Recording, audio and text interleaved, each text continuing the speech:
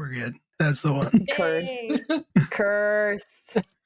What was the challenge? Rant about something. Let's talk about Abigail, gang. Why are you so obsessed with me? I'm literally not. Literally want to get rid of you forever. Get out of here. True. That's all I gotta say. Short words. Wow. Is that all you will give Abigail? After everything that I've done for you? After everything you've done for me, I got more coming, bro. You're saying the cage. Hello. Listen, we are all friends here. Mm-hmm. Yeah, Rhiannon has no reason to think otherwise. Why would she? Exactly. I mean, there's no need. It's fine. Mm-hmm. I also agree that we are all friends here. How about you, Raph? I want to know what the definition of friends is. Somebody Google it. Because I don't know about this. I guess that would have to be, something that Carmen decides in his heart.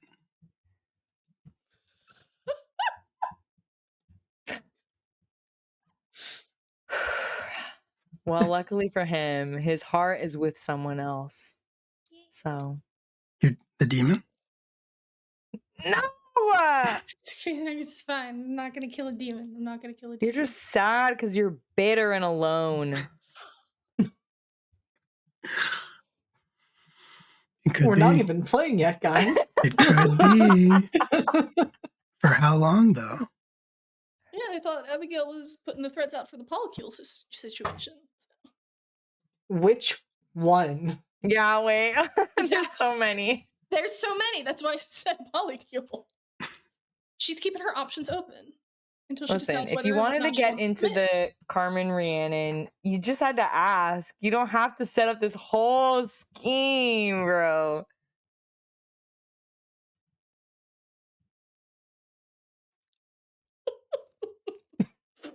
I don't like this. I don't like this. This is fine. We're gonna help. It's gonna be fine, Carmen. We're gonna help. Oh God. I should have worn a choker. Or was it silver? Could I give you mine? Pass it. Your foxjaw, yeah. Go ahead. Thanks. All yours now. A gift from me to you. Shall we jump in? Yeah, should we dive right on in? Yeah. I'm not ready. Let's go. Scared. I was going to say, I've never seen the cast be this tense towards each other ever. My boyfriend's on the line. I am delighted. Anyways, hi. We are not usually like this with Live from the Apocalypse. We are usually a lot more friendly towards each other. Usually. Except when Will is the GM and threatens us. That does change things. We are a not-for-profit TTRPG studio that raises money for aid organizations and good causes. Because of that, we ask that instead of subscribing or giving us bits or using any of that made-up money that Father Bezos takes most of, instead, anything you would have thrown towards us goes straight to the charity that we are currently platforming, and that charity is currently the Canadian branch of Rainbow Railroad. They are an organization that help queer people, and especially in these scary times, trans people get to safer locations and out of unsafe ones. We would especially love if you would donate if you are able, as today is the Transgender Day of Remembrance. So this would be a wonderful time to give some money to that organization to help out that community. I am now completely forgetting all other words in my head because it has been a time. Yes, so please do that. There's no expectation, of course, but anything you can donate helps, and we appreciate all of it. You can subscribe.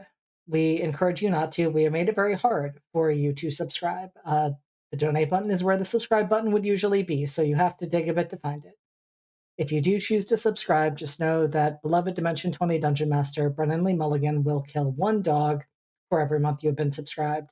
And if you are watching a season of Secrets and Shadows, as you hopefully are if you are joining us this evening, since we are in the midst of everything, you would know that that's not a great thing for our poor werewolf buddy Fitz, who is in a dire situation, and we do not need any more dogs killed before we find out what has happened to him during his fight against his sister Horatia.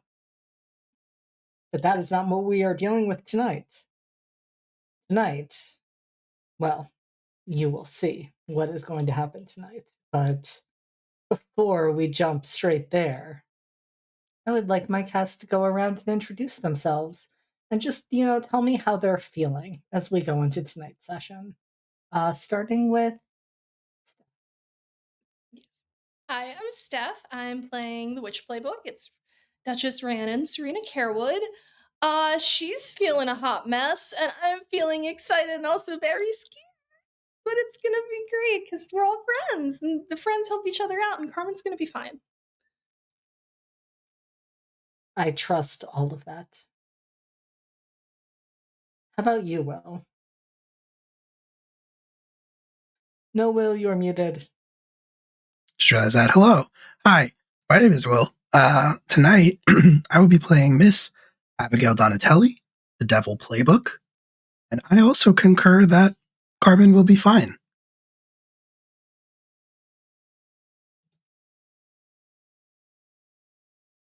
And Carmen. Hello, I'm Raph. I'm playing Carmen.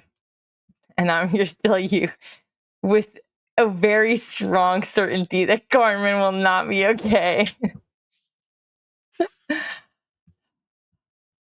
Bye. What else? is Carmen's playbook? The Infernal. For now. For now. Who knows what'll happen in the future? Who does know? I have some ideas. And of course, Will being in control of tech means I can never escape this despite my best efforts. Hello, I am JD, I am the storyteller, and I will be playing everyone else, which for tonight certainly means Damien, Rem, and we'll see who else might make an appearance. But I also concur. Carmen's going to be fine. How could you be on their side? How could you do this to me? Why do you want Carmen to not be fine? Everybody just wants what's best for Carmen.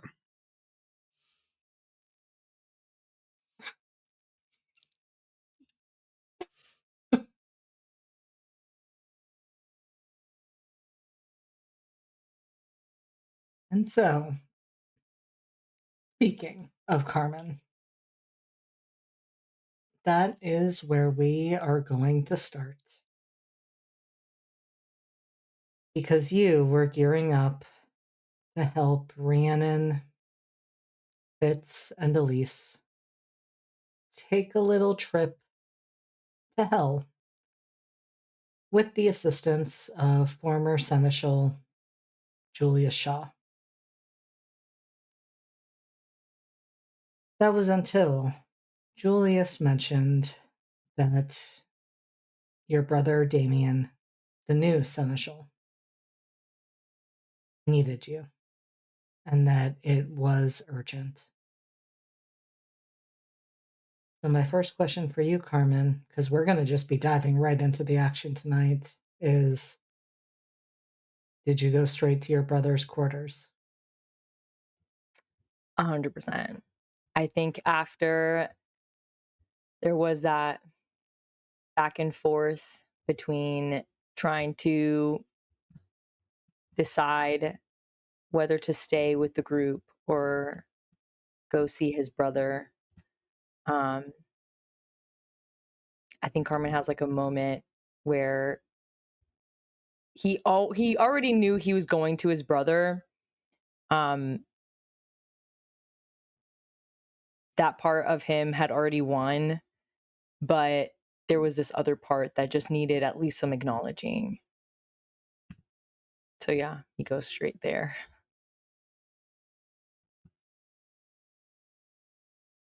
Carmen, Rhiannon wasn't particularly pleased with you. And so I'm wondering, as you approach the door to Damien's room, what are you thinking?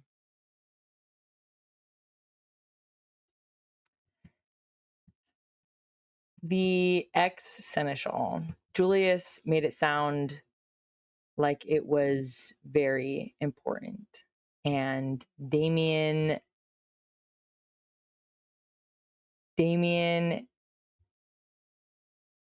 definitely takes himself very seriously, especially when he is given responsibilities. So Carmen knows that he wouldn't call on them if it wasn't truly important and if it wasn't worth risking leaving the rest of everyone behind going to hell. So there is definitely a sense of nerves, but within that, there's a growing sense of pride. I think Damien has been so busy with all of his work that it's not like they've had that much time together. And knowing now that Carmen is still needed by his brother and that his brother still wants him around to help him with whatever work he needs, that makes him feel very important and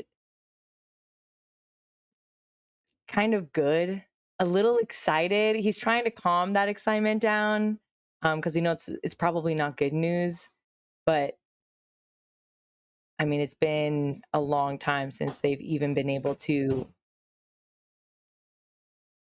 have or do anything together this way.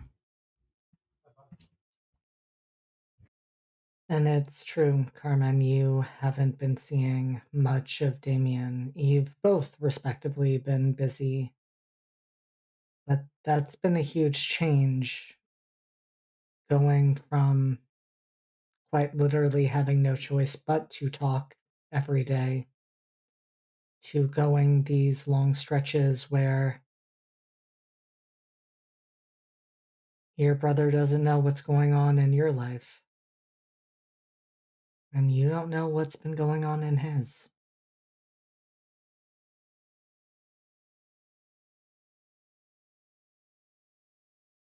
The door is partway open when you enter. Do you knock or just walk inside? It's a courtesy knock, really, because as soon as he's done, he opens the door and just kind of peeks in and says, Seneschal, you called for me. Damien is standing over by his desk looking at a variety of books and papers that are there, and he turns as he hears your voice. You know your brother well enough to recognize that the smile is forced. And he takes a deep breath and says, "Thank you for coming so quickly, Carmen. You also don't have to be so formal." Of course, I mean, I was joking, really. It's weird calling you that. It is. Let's agree to not do that again. That's fine with me. I mean, older brother, seneschal, there's only so many ranks you can have above me. Hey, who knows? Maybe you'll be the seneschal one day. No. That's all right. Yeah, I think maybe not as well. Perhaps not. But you told me, Julia said it was urgent. Is everything all right? Well, I'm A lot has been happening in this city, Carmen.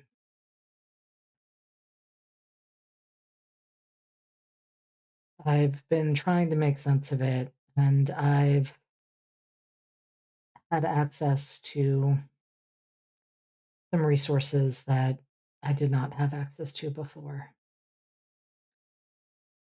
I'm sorry that I had Julius call you away. But what I found, it has me worried for you, for both of us, really, in terms of how we died and what that might mean. And listen, I have some notes over here. I was hoping you would be willing to take a look at them. How he died, I thought we had figured this out, but if there's something new, some sort of new development, yes, of course. And let me see. And Damien, just for a moment, you see the sadness in his eyes, and he nods towards the table and says, "It's all there. Take a look." Is this something new with Isaac? You know, there's a rumor that he's in hell. And Carmen is saying all this while he's just like coming over to the notes and picking them up or going to pick them up. There are a variety of notes on the table. You see books, some on the infernal church and infernal magic, some on the fae. Nothing that speaks of your murder, though. And as you're leaning down, you feel something cold encircle your neck and snap into place. And the moment that happens, Carmen, you feel your connection with your severed.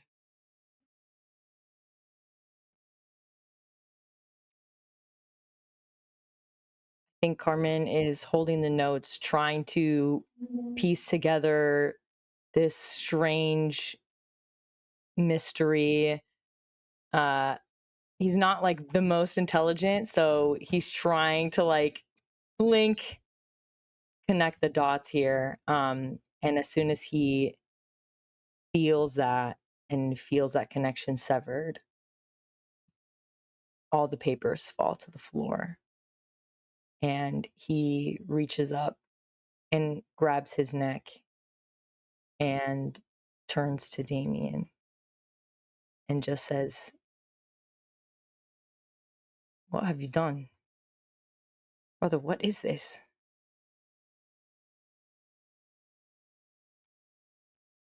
And Damien, eyes filled with tears, shakes his head. No. No, you don't get to look at me like that. Sorry. No. I'm sorry. Take this off of me. I can't. You have to. You must. And I think he reaches over, he just grabs Damien, just like grabs his shirt, grabs his arms, just starts clawing at him. Says, "Take it off, Damien. I know you have the key. Please, you don't understand. You have to take this off." And there is a long moment where Damien doesn't say anything. He doesn't try to stop you from pushing at him and clawing at him, from clawing at the collar. But things reach a point where he hasn't spoken away, and he just says, "Carmen, stop." And you feel your body freeze. You feel the collar around your neck heating up, and you cannot move.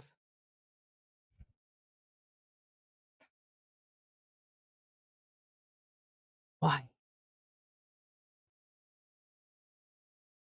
Why have you done this? Why didn't you tell me? There's nothing to tell. We're different. Did you think things were going to be normal after we came back from the dead? I gave you everything. Why are you trying to take more from me? Let me go.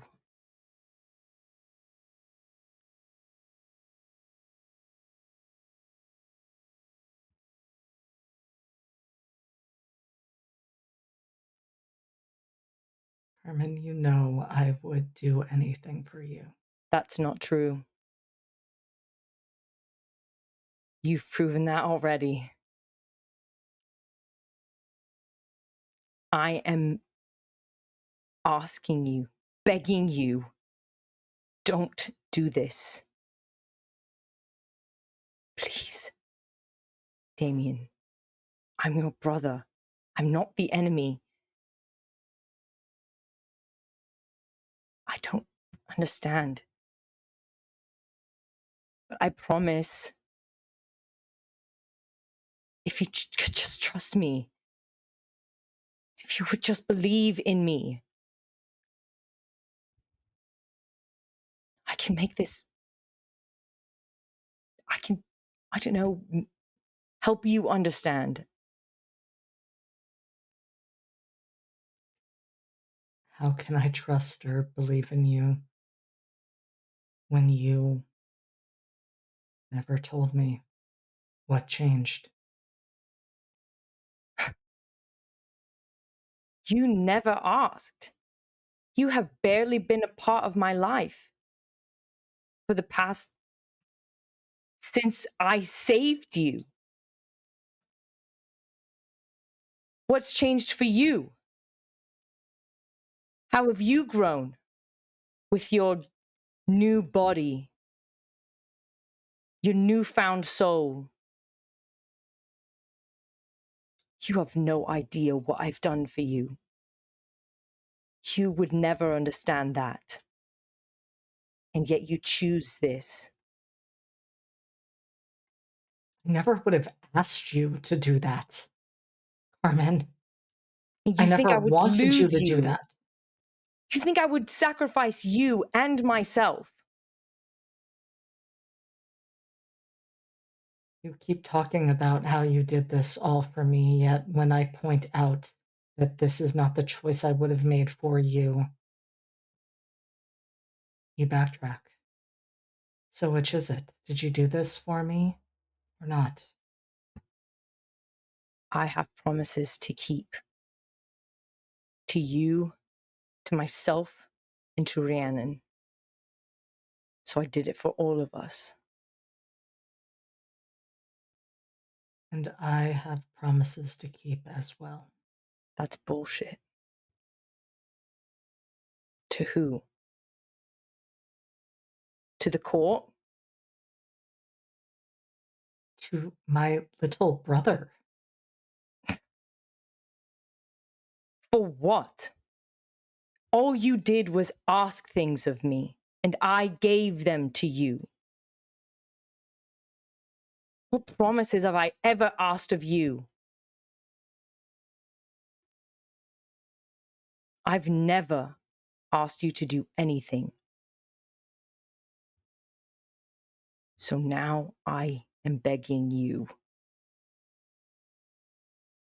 If you are still my brother, you will take this collar off my neck. You have not given me a chance at all to explain anything.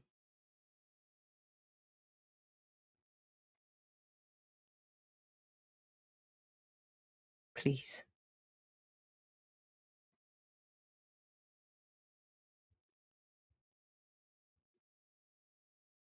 If this is what it takes to save you, Carmen, I suppose I am no longer your brother.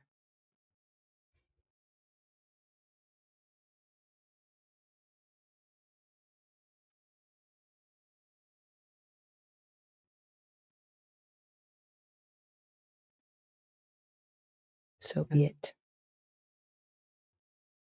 I hope that one day you can forgive me.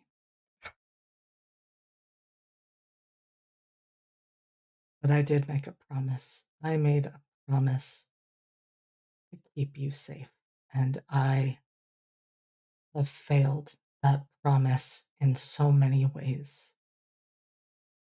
On the night we died,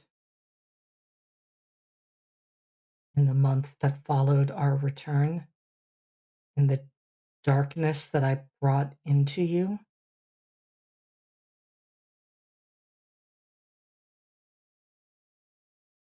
And you continue to fail.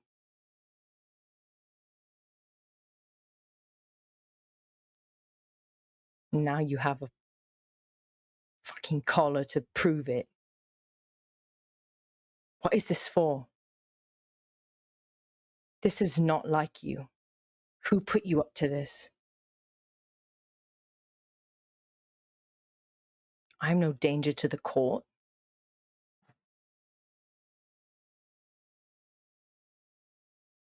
So who?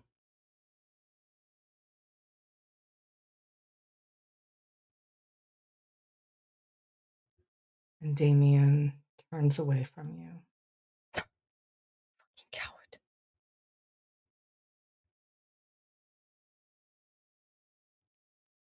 He stops mid-step when you say that, and then continues to walk.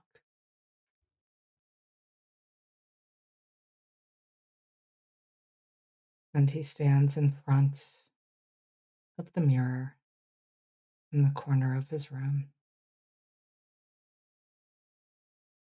and simply says into it, Abigail, I'm ready. Abigail. Of course. Were we waiting for the cue? Pun not intended. I think that is the perfect cue in all respects. Then I think Abigail will step through the mirror, shortly followed by Dorian. Or maybe not quite Dorian. Not so much Dorian. No. Dorian is not wearing his trademark sunglasses. And that means that the light is completely spilling out of his eyes and almost obscuring his face. He does not move like Dorian either.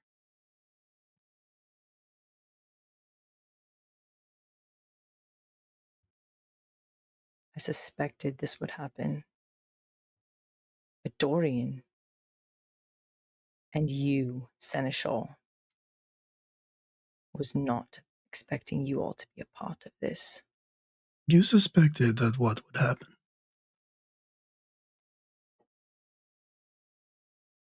You've never liked me, Abigail. To be fair, I've never liked you either. That is where you are mistaken, Carmen. I've always liked you. Right. It's your choices that leave room for question. And what choices are those? The choices to protect my brother? Choices to save us from death? The choice which you helped create.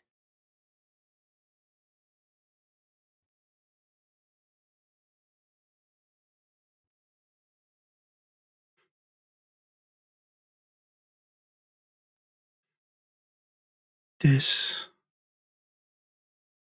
is a dark and twisted situation. And do you want to know the worst part? It's that you don't even see it.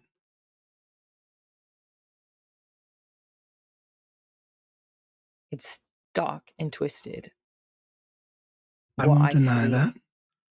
is 3 people that have been a part of my life, at least 2, and someone I used to call a brother betraying me.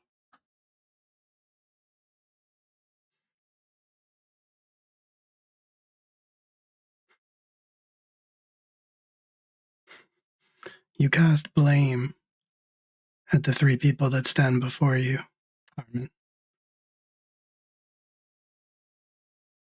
When do you take responsibility for your own actions? And what actions are those? I've yet to do anything wrong. I haven't hurt anyone.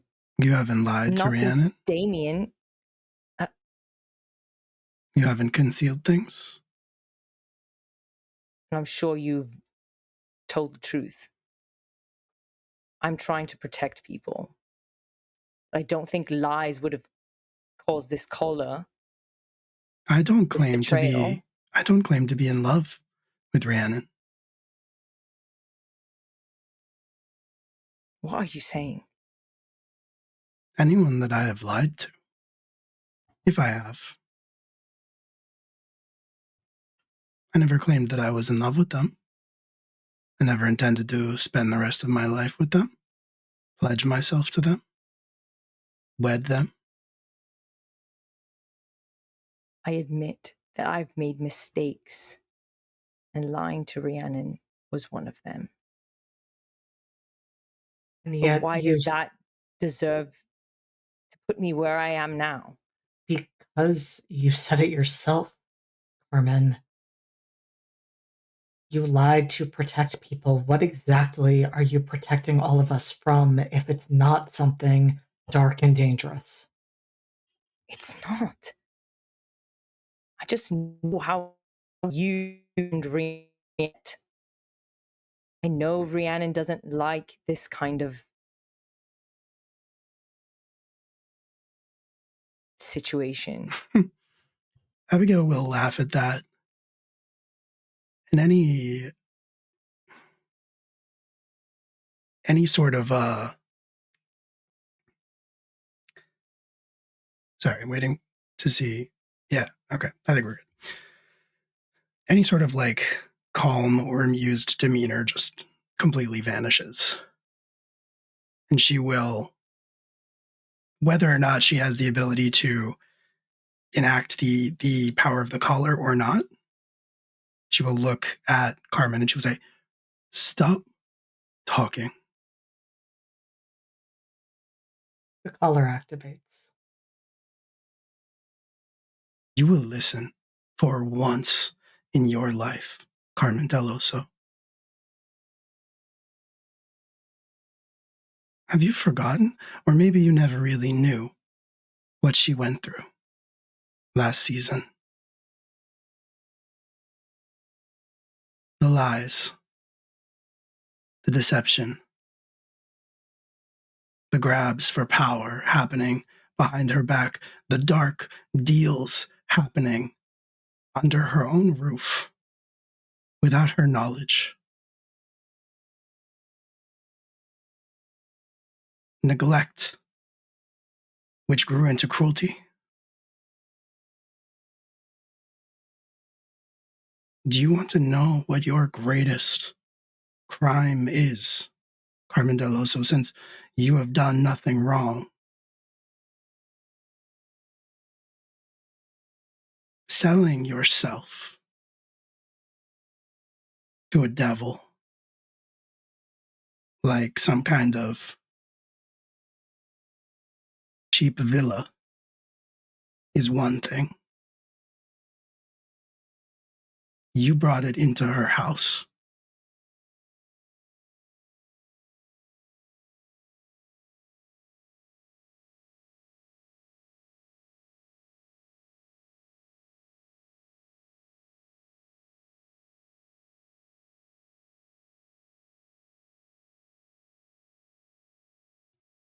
I don't know if I'm allowed to respond. I think that depends entirely on Abigail. I am down to say that Abigail, if it requires focus, I think Abigail loses that focus because she is actually impassioned.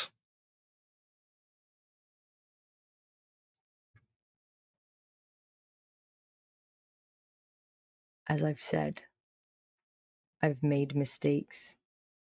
There was never a choice involved. The ritual failed. And I was given the only option. Carmen, look who you're talking to. She'll gesture to herself, and she'll gesture to Dorian. There is always a choice. You weren't there. I could kill 2 people, or I could save everyone. Is that really a choice? Truly. I have worked so hard at keeping my promises to my brother and to Rhiannon. And I did what I could to keep them. I saved him. I brought myself back. You want payment, then take me. That's what you're really after.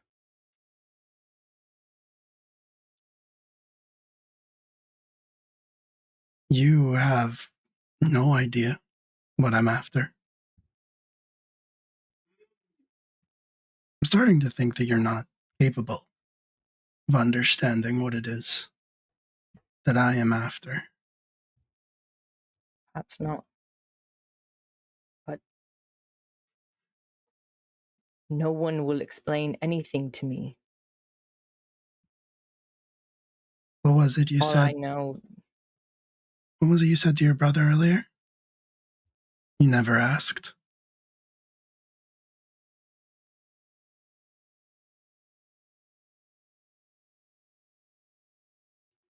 what do you want, Abigail?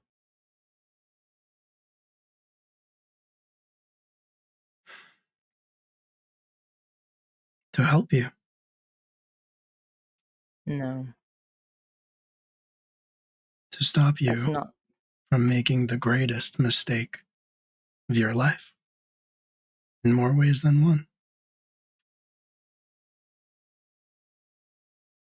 And what do you get out of this?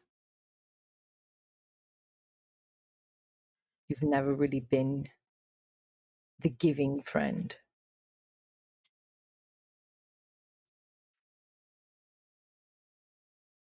That's an interesting theory. Let's explore that, shall we?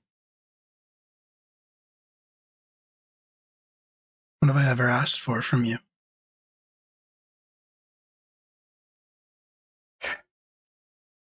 You asked for my brother.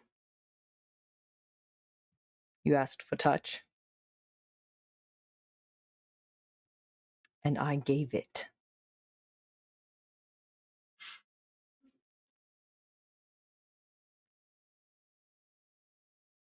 And what did I ask for in return?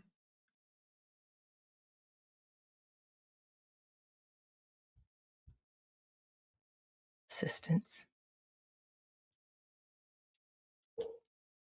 There's always a give and take with you. You are giving so kindly. So what do you take?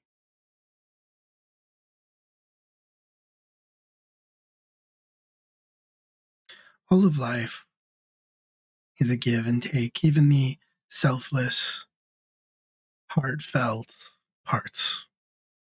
Family, friendship, love. is a give and take. I'm here to help my friends. And you may not believe that that includes you, and that's fine. But it certainly includes Rhiannon.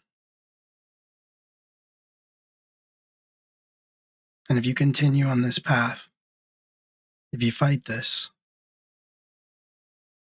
you will lose her.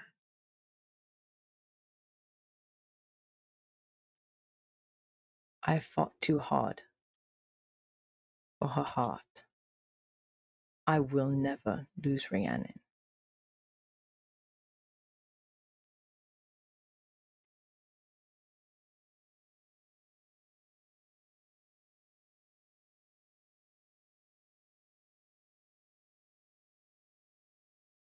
And we are in agreement. Are we not? Carmen, this doesn't have to become a battle.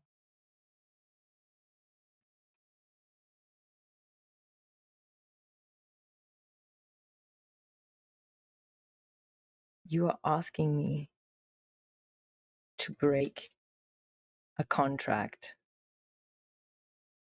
The only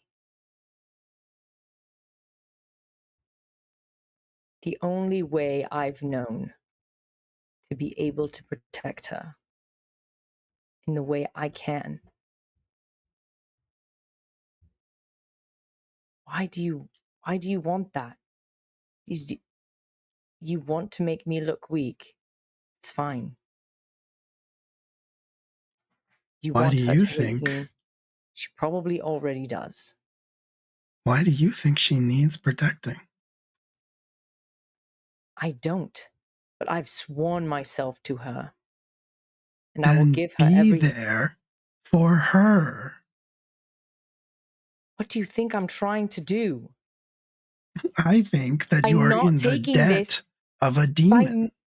By not taking this, I would have broken that promise immediately. I would be buried in the ground, a rotting corpse, and she would be alone. Oh, Carmen. And I will not leave her alone. I don't care what it costs me. She is a powerful witch. I am a devil. How long do you think you would have been in the ground?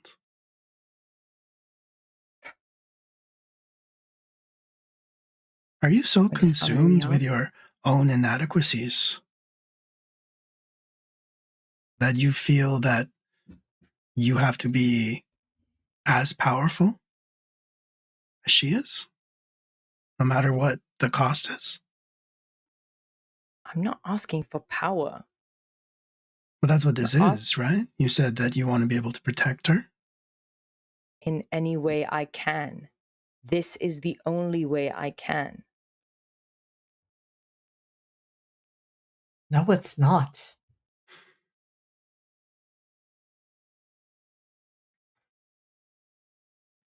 Carmen, it's not the only way you can. So you can promise me nothing will ever happen to her? No one can promise that. I can.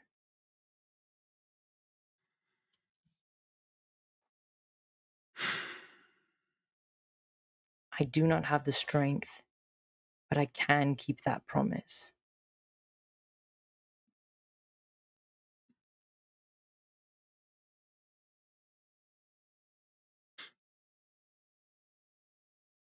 So then leave.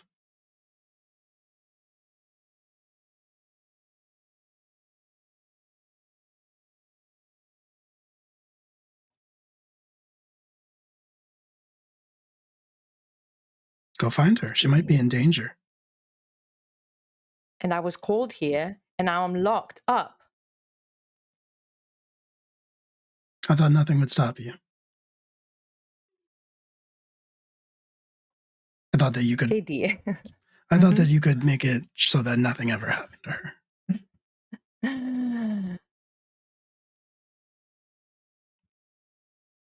Is my connection completely severed? Mm-hmm. Great. Super. Do you try to reach out to Father Adams? Absolutely. 100%.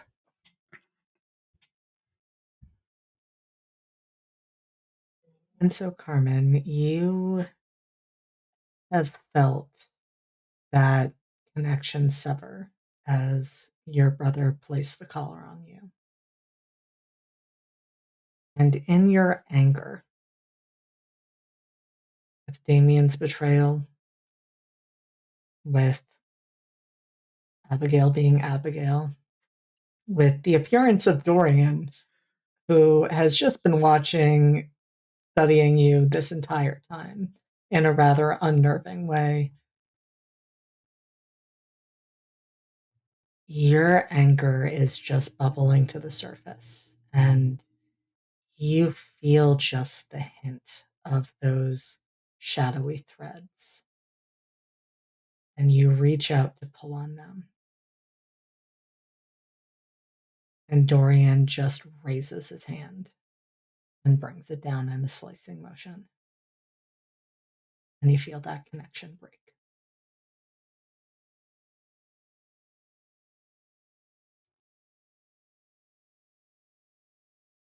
And then he looks to Abigail and just says, "Wasn't there something you said about an exorcism?"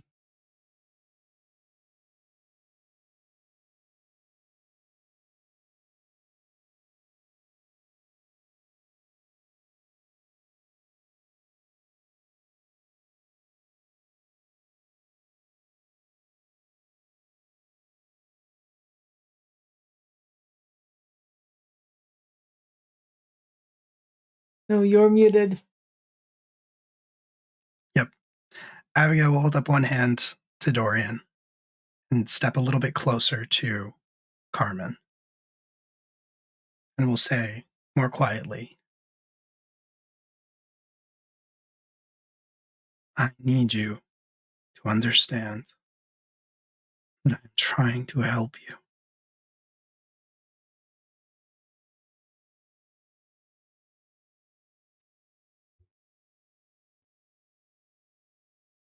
You may not like me. You may not even trust me.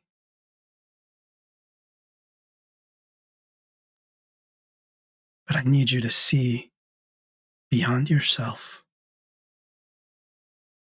and see what Rhiannon truly needs, what she wants. Surely you can trust that I know that.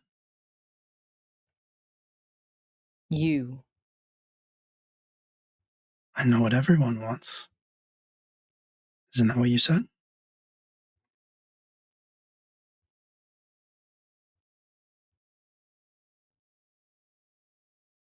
You're a devil.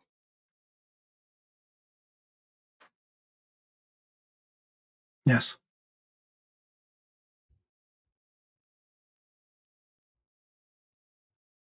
And I'm her friend.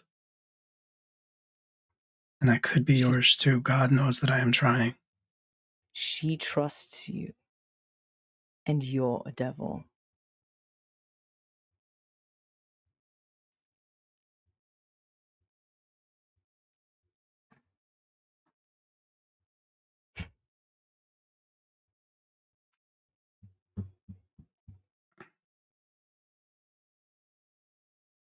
You've made worse deals.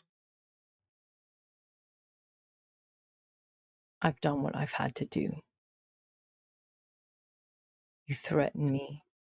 You threaten Rhiannon.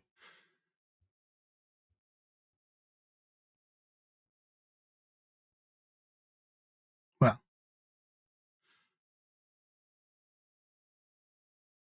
pride goeth before the fall. And she will turn and she will look at Dorian and she will say, we're wasting time. I do not disagree. I have been waiting patiently.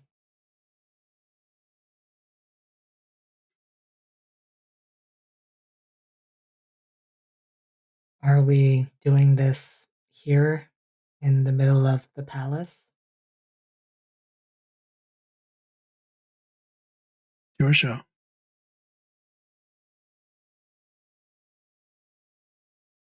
Do not know when I agreed to make this my show. You asked me if I had experience with exorcisms. I said yes. We could go somewhere else. Is that just an excuse to spend more time in my company? I would prefer to spend the least amount of time that I absolutely have to with you.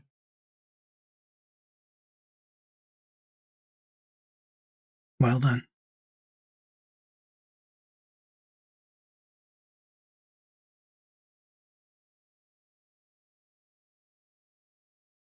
I suppose the middle of the palace it is. Unless Dorian says something. Abigail doesn't really care. I think Damien does suggest I meant Damien, sorry. yeah, Yes. yeah, Damien I think looks around the room and then says perhaps one of the wine cellars.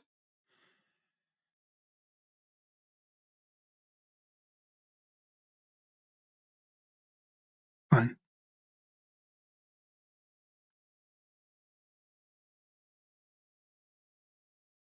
Lead on, Seneschal.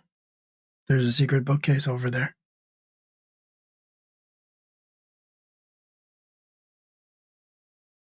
And Damien nods and opens up that secret bookcase. And then walks over to Carmen to take Carmen's arm.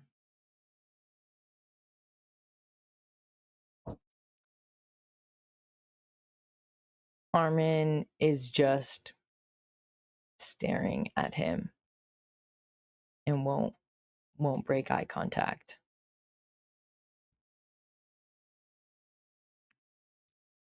He lets them just drag him away, but won't stop looking at his former brother. I mean, your brother is with you. Your former brother is with you. Every step of the way. But he doesn't say anything. And Carmen stays staring at him. Doesn't say a word.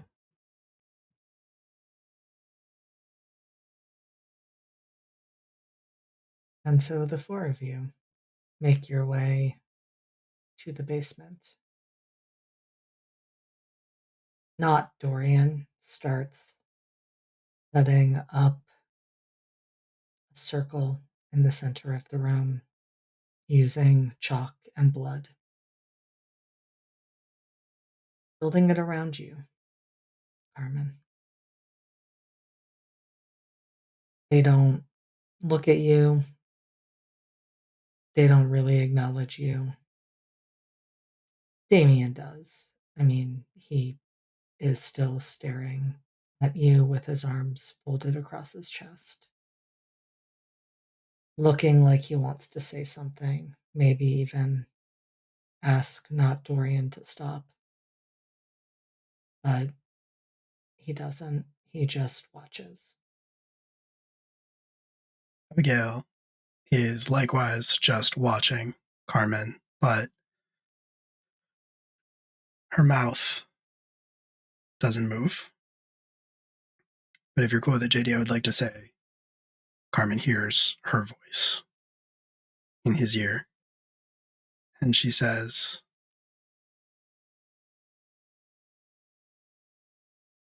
"She so astutely observed, I am a devil. I repeat this one more time for your benefit. This is what Rhiannon would want. But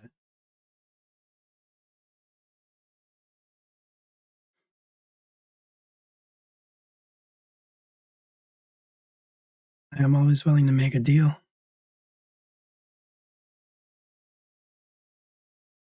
So you choose just how important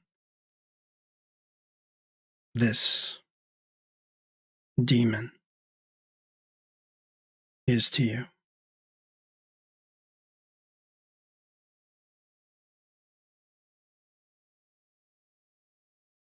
What it's worth.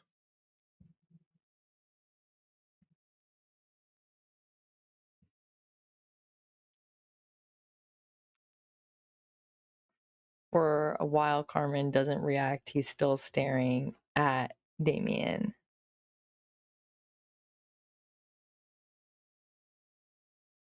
And then he slowly turns and looks at Abigail.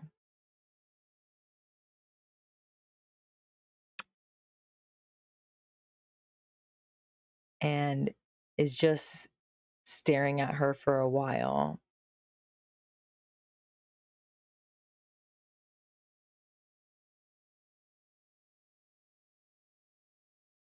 And I think he just holds her gaze and then just spits at the floor.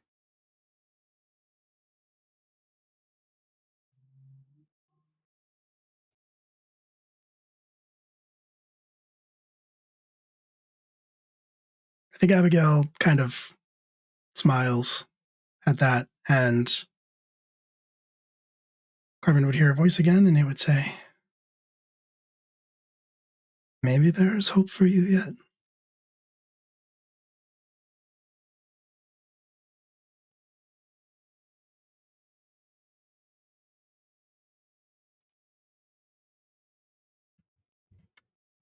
You haven't won, Abigail. You never will. You play these games, but you choose no side. Not Dorian flinches when you say that.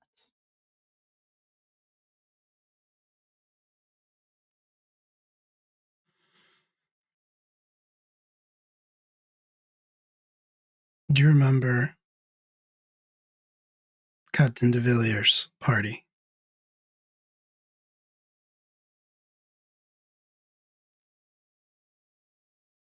When we met?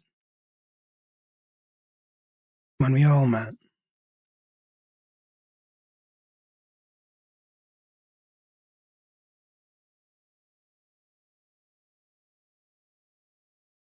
There was a moment when I found Rhiannon in distress.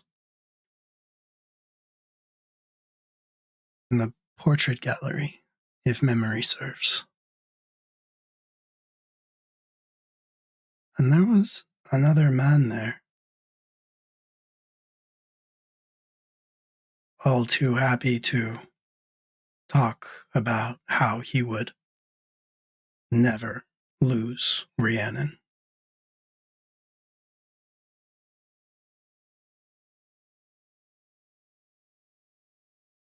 And after he left, I said something to her, which I will say to you now. These aren't games, Carmen. This is war. And no one will win.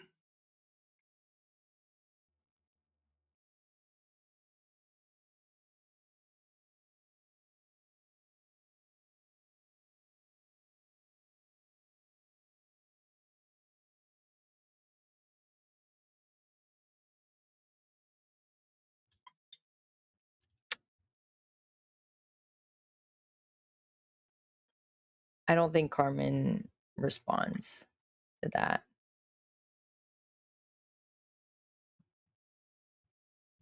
He knows.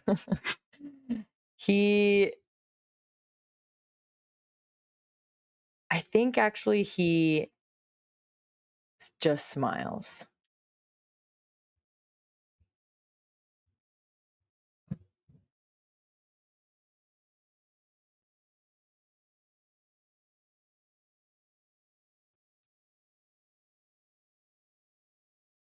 And Carmen, you feel the moment that Rem finishes the circle.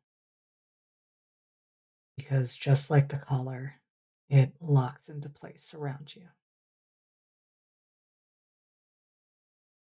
And everything feels even more dampened. What is going through Carmen's head in this moment as he looks out and sees the three standing around this circle, preparing for whatever is about to come next?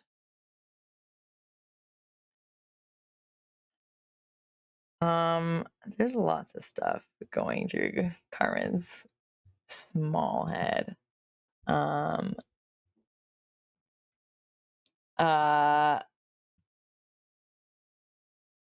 think he looks at his brother and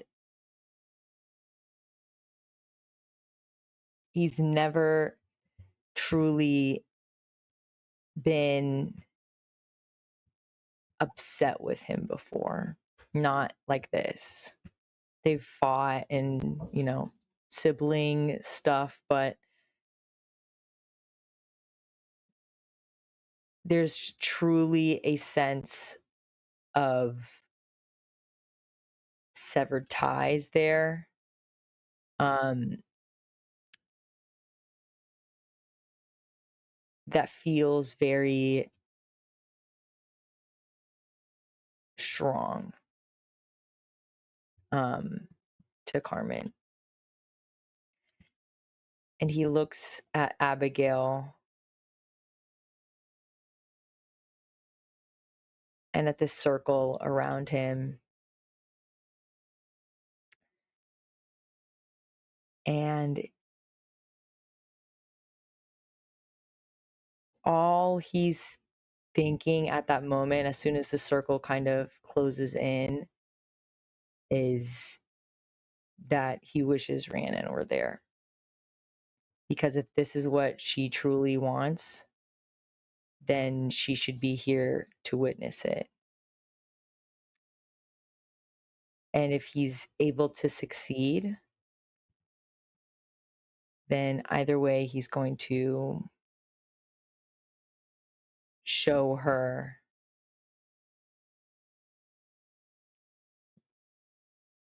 what he can do for her. Now, if that's what Carmen wants, I was about to say, if that is what Carmen wants, would Abigail like to help with this? I would.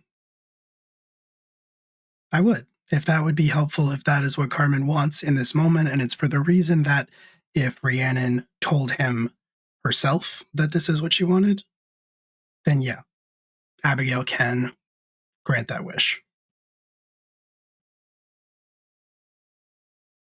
Do I have to roll for that? You do not. Then I get a string on Carmen. Debatable whether this counts as Carmen asking me for it. But I feel like it's maybe, I don't know, it's up to you, JD, but if Carmen asked me for it, Carmen gets to mark experience. You get to mark experience. Yeah. Listen, You were don't think testing you're out the theory. special. Everyone has strings on Carmen. I didn't. You didn't, yeah. Not now until you just do. now.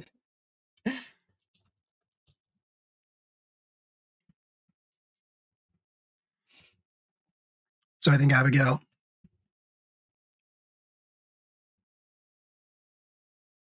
will sort of nod and raise her hand, snap her finger, and there is a whoosh of like fire as Rhiannon appears in the wine cellar. And for you, Rhiannon, this is the moment when everything went wrong, when you Yeah. were in hell, because you were just about to create that door to save your friends when you heard Carmen. Even though they weren't verbally calling your name, you heard it like they were. And as Abigail took in that want and acted on it, that was when you found yourself pulled, seeing just for a moment Carmen trapped inside the circle, and then appearing right beside Abigail. I think when Rhiannon appears, she does not stick the landing because she was trying not to be brought through. And she was actively trying to lash herself to the floor because of what she'd seen a potential outcome for Fitz. And knowing that if she was gone, well, Julius is still there, but he and Elise are elsewhere getting Clara. So at least they still have that way out. But right now, Fitz is alone. So I think she is definitely scratched up due to her own efforts to not go through. There's definitely a torn sleeve. Her hair is just an absolute mess. The oleander and the foxglove are still sprouting in it, but I think there's probably some hellflowers also starting to sprout as well, just from the effort of like, let me stay. Um, so she is very much confused and disheveled, and I don't think she even notices Abigail initially because of what she saw of Carmen, and then suddenly they're here and Carmen is in that situation in front of them. She's just like, what is going on? Where Carmen? have you been, dear? You look Oh my, terrible. I've been in hell. She quickly stands up and just tries to like dust off her dress, which does barely anything. She's like, I Fitz found his sister. They were about to fight, and I did you pull me out because I didn't open a door for them to come back out? In a way, Okay. Carmen felt more comfortable having you here for this. What is going on? We are taking care of his little problem. Okay. I think Carmen is quiet for this, and is just staring at Rhiannon. Okay. I don't understand why that involves putting him in a collar and an imprisonment circle. Well, layers of security. He's not going to hurt anyone, Abigail. Well, there's a demon living inside of him. Okay, but that's not Carmen. That's something separate from Carmen. Did that stop him from hurting people when it wasn't just Carmen before? She kind of looks and see like Damien is in the room too, and it's just like, um, that was a weird situation. Uh, where he was trying to help protect his brother, which is What it always comes down to, protection.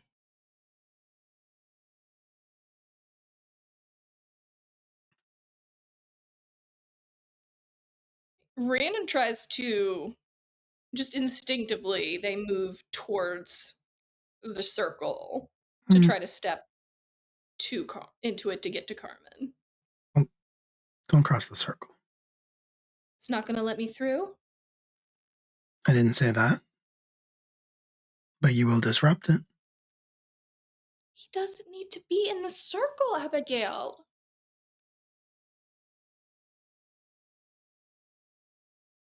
You sound so sure. It's Carmen. You sound so sure.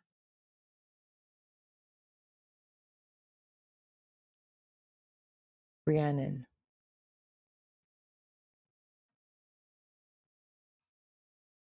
Is this what you want? I don't want you imprisoned. Is this what you want? I don't want you connected to whatever devil you made the deal with, but I don't want that to be fixed like this.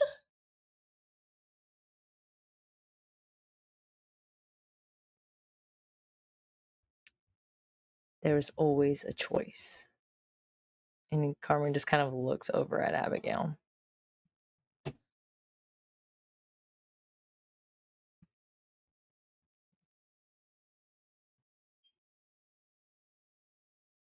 Carmen, who even is this demon? Did he tell you what he wants from you, what he's expecting from you in the end? When the Does bargain it is matter? done? It does matter. He could hurt you. I was to die either way. No, you weren't.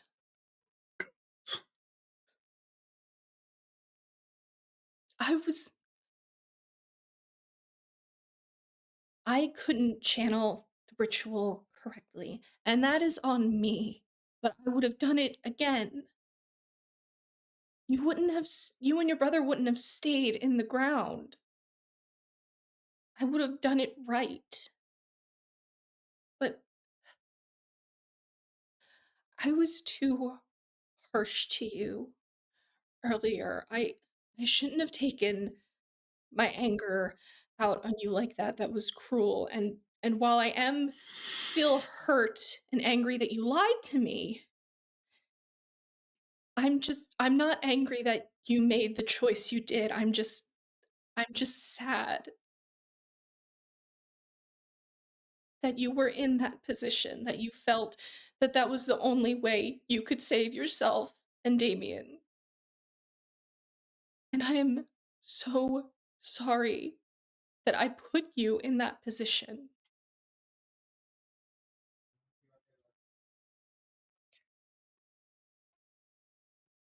Rhiannon, you are a strong and powerful witch.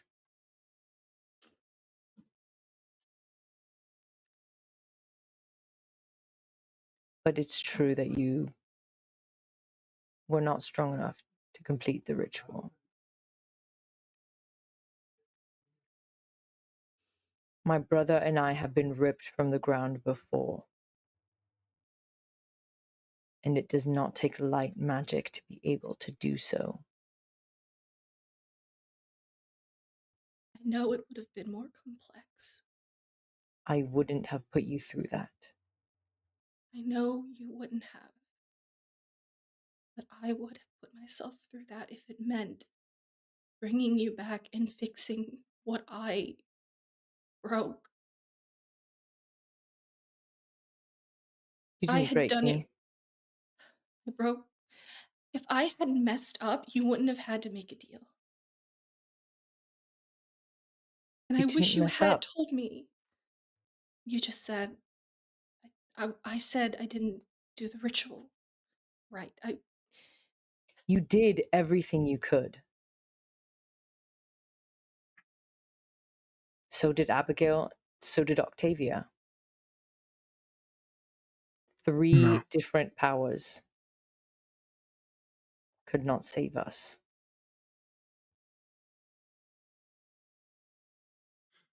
not then.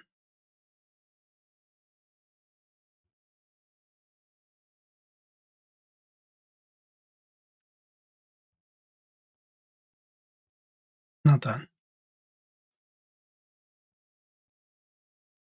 Abigail looks at Rhiannon and says,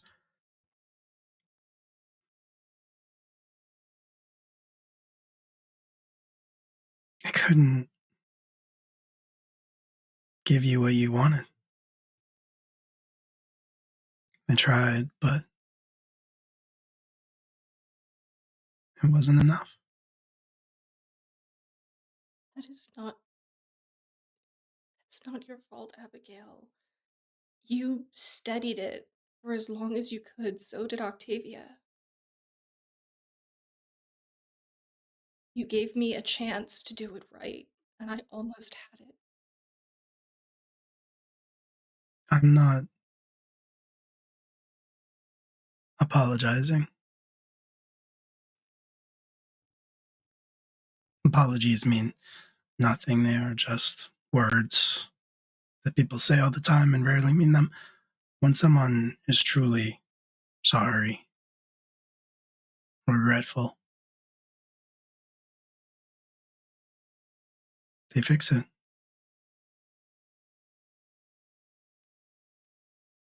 So I made sure that it would never happen again.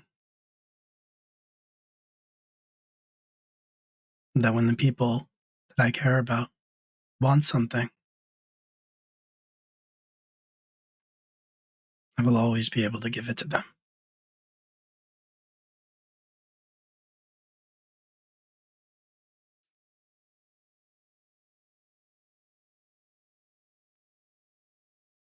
And so you hand out devil deals for the sake of friendship. Is that not what she is? Is that not what she's doing?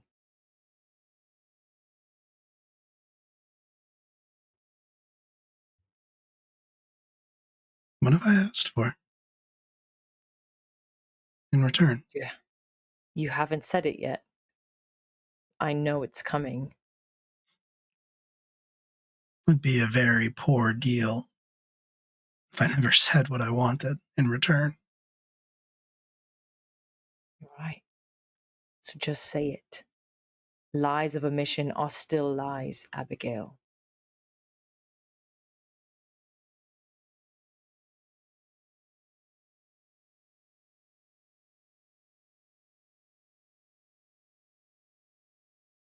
I already have, Carmen.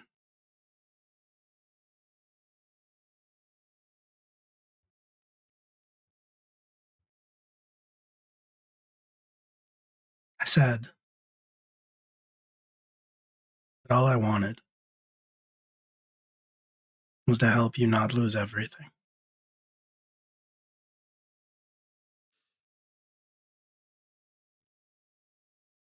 Stated the terms up front, as is customary.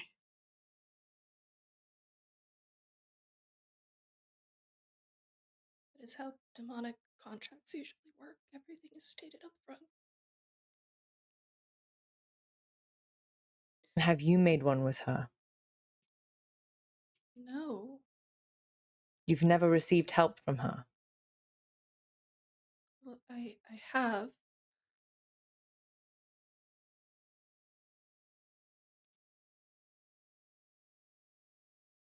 You have. When I was trying to see where Elise's sister was. I could feel the spell destabilizing because of how thin the veil has apparently become between realms, and that I felt Abigail's magic studying it.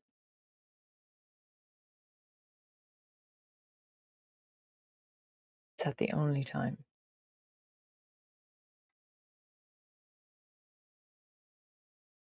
I felt it at the ball, too. When I tried to see what those shadows were on you. And I saw the demon behind you.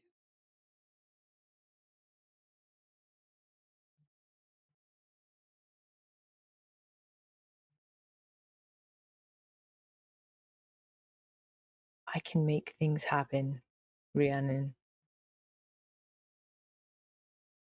Why did you never ask me? I asked you if there was anything I needed to worry about. And there wasn't. I am worried about a demon having power over you that has never appeared here before. Who just, out of the blue, somehow knew the ritual was going on and then found a moment to slither in. To what end?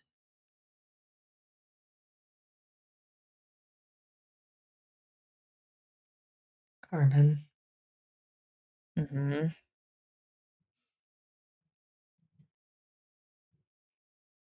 I would imagine you do not like what Rhiannon is saying, but No. there's a moment, just a moment, where you're reminded that you met Father Adams at the start of the season, long before this ritual ever happened. What you think that means is entirely up to you to decide.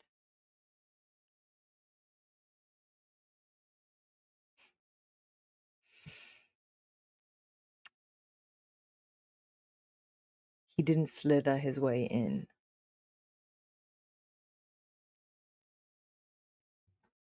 Then what did he do?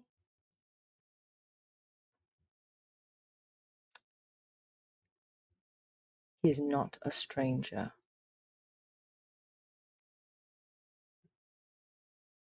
And I think that is where we're going to go on break. I think that's a beautiful moment to do that.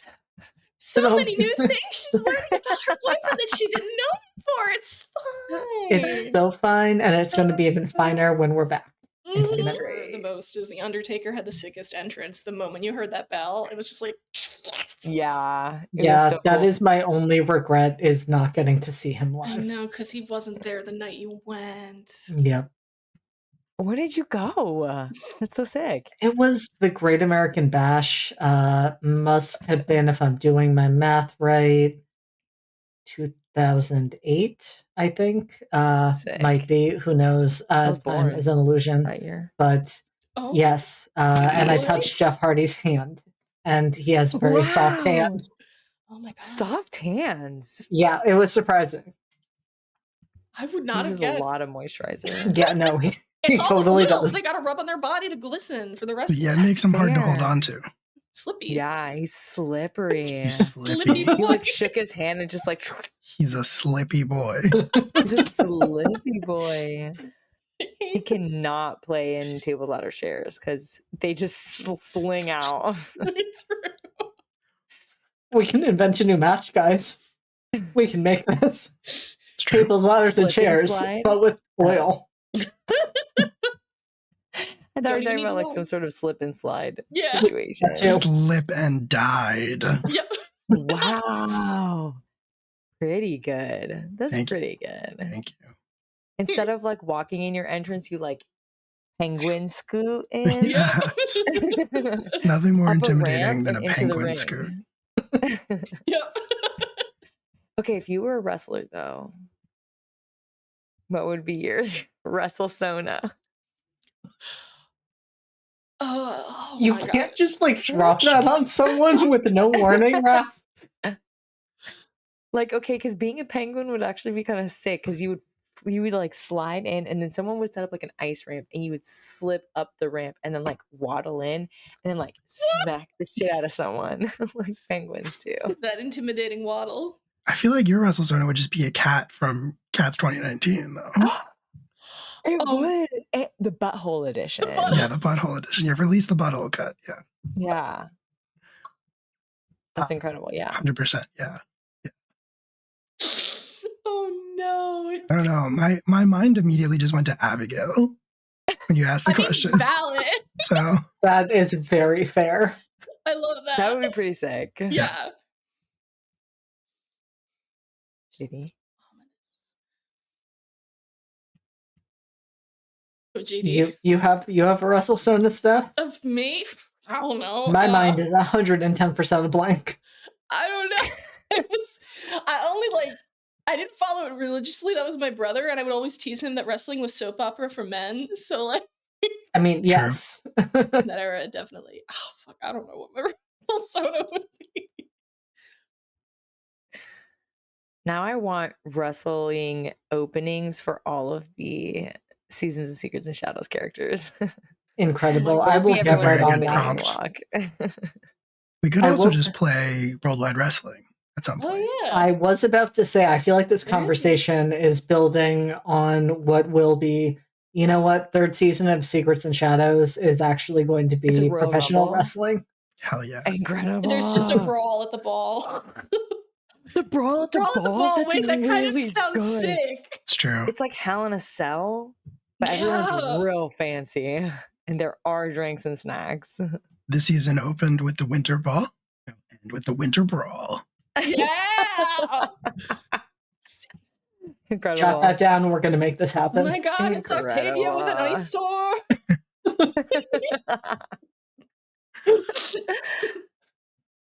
Amazing. Incredible. Amazing. I might make this happen. I I will have to think about that at a that's such an moment awesome image. when we are not attempting to figure out what to do with Carmen Deloso, who is My baby. in a predicament as we return to our cellar full of 5 people. Can I do math? Yes, I can. Sextet. Sextet.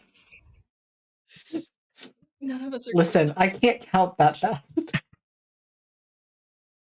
Just had to be said. It did. It's the horny It would be game. a sextet because it's Dorian, but also not Dorian. That is true. Yeah, No, you are correct. Because we missed it last time because we Yep. can't math.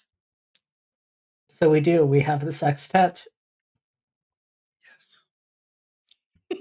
And we have Dorian standing off to the side, watching quite impassively, mostly to see what you all are going to do.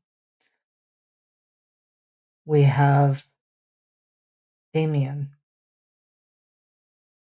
looking at Carmen.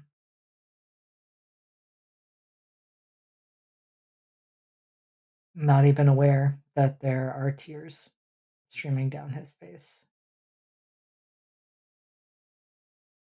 And we have the 3 of you, Carmen, inside the circle, and Rhiannon and Abigail standing on the outside. And Carmen just shared another piece of information that none of you had until this moment when they informed you that their infernal patron, Father Adams, was not a stranger. Carmen, where did you meet him?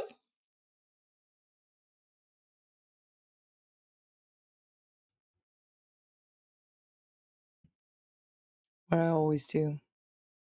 At the graveyard. Which graveyard? Which My church? graveyard.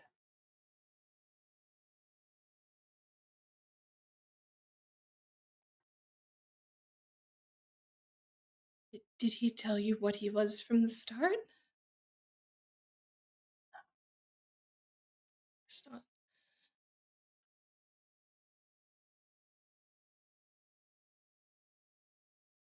I still don't trust him.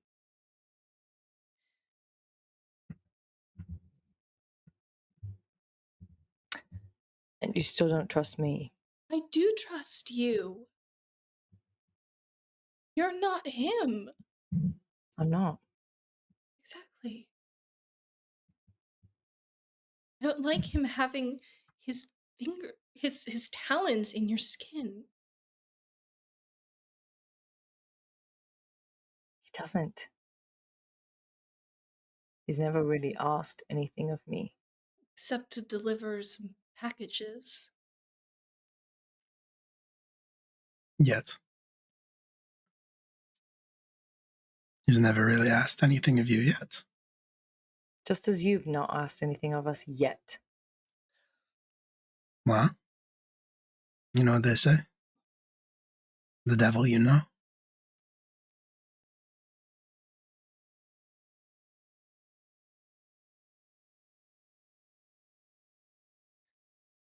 Carmen, why do you feel like you need to hold on to this demon? You don't need him.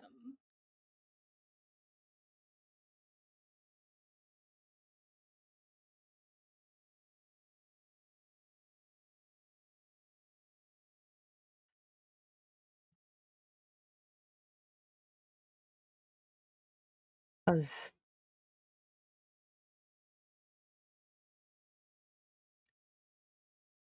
I don't know how else I can keep my promise to you. Without him, I am just a mortal. I'm just a human.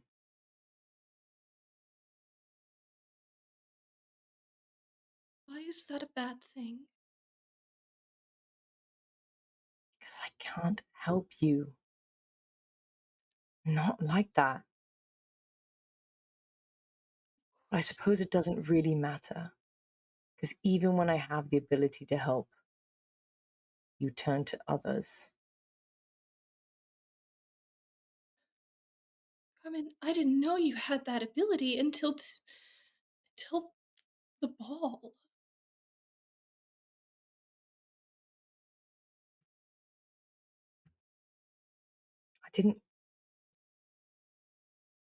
I didn't want to take advantage of it. I know it's dangerous. So I never asked for anything much. Only small things. Okay. And I knew that if I were to ask something important, and I don't know, cross that bridge when I got to it. I would figure it out.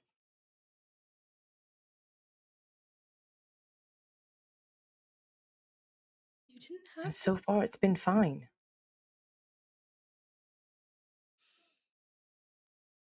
Has it been fine? Because look where we are now. Look. And that was not my choice. That was a choice that was put upon me, forced upon me by Damien and Abigail and Dorian. And I've been told you. I didn't know this was happening. That's true. Are you here now? Now I'm here and I don't want you collared and contained like this, but I don't want this demon connected to you. I love you as you are. Like, I fell in love with you before that demon attached himself to you. You never needed the demon to make me feel safe.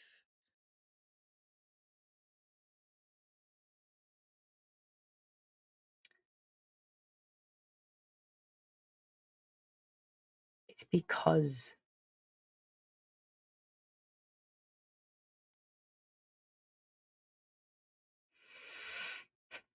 because you love me. Before then, nothing mattered.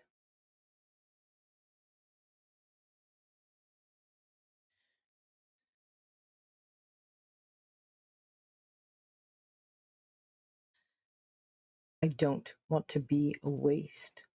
You're not.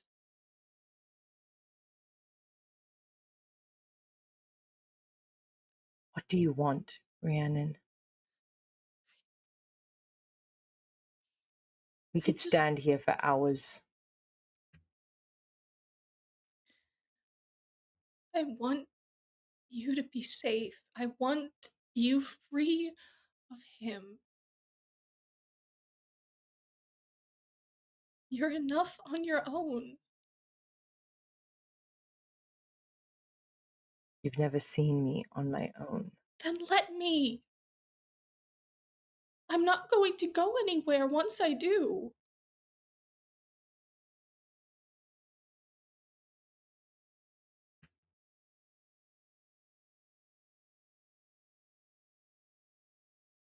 I fear it's too late for that now.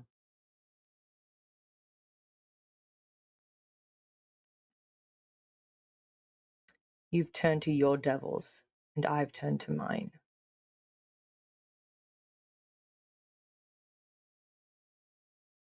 So if you're going to try to rip it out of me, then you may as well do so, as I cannot do anything.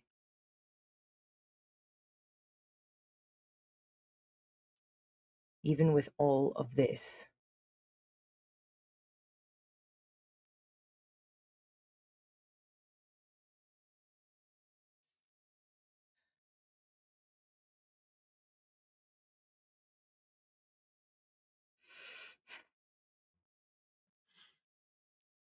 Well, that sounds pretty straightforward.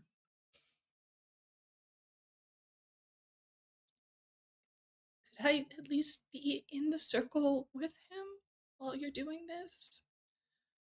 No.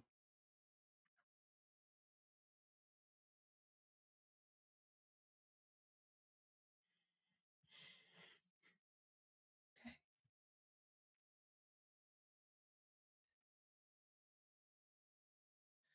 Is it going to hurt him? Does it matter? Yes, it matters to me.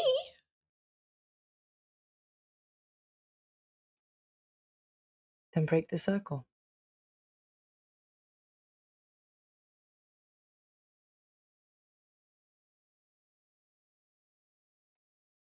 Then call this off. They claim to do this for you.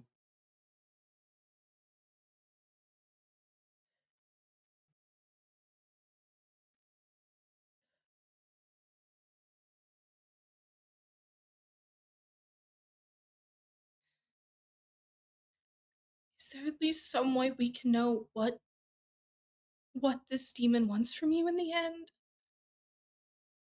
Like, what is he going to call in at the end of this contract?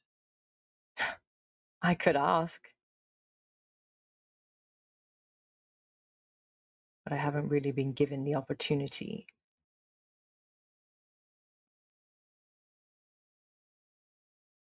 And it is that moment that Rem speaks up and says, if the demon did not tell you the terms, or they were left open ended, I do not think you will get an answer to that. That is the worst kind of deal. For you, not for him. That's a great deal for him.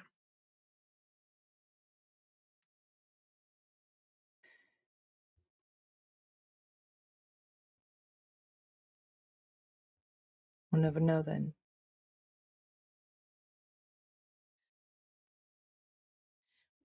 What is if we do this, what is going to happen with would that automatically undo the deal Carmen made with the demon?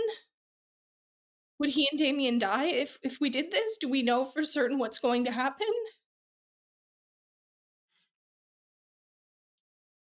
Do I know that? Gaze into the You- abyss. I would love for you to gaze into the abyss. Please gaze into the abyss.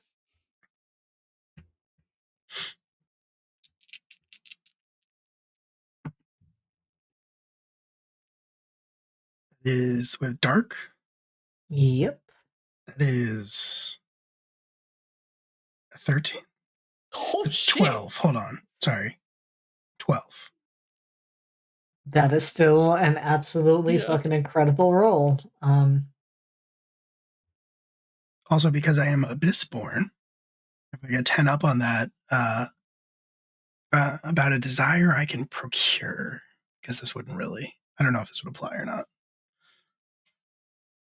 I think it might in some respects, and Then I just so get 2 forward instead of 1 forward. But I love that. Yeah, no, I think that is That's so mean, very JD. fair.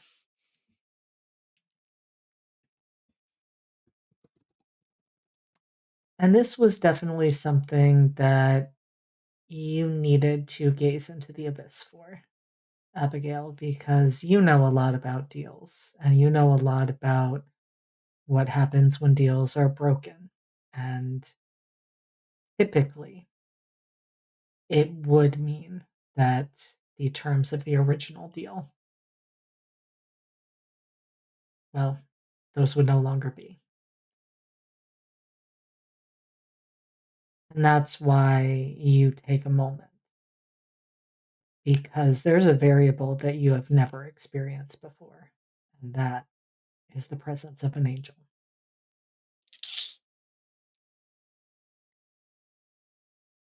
And what you see, Abigail, is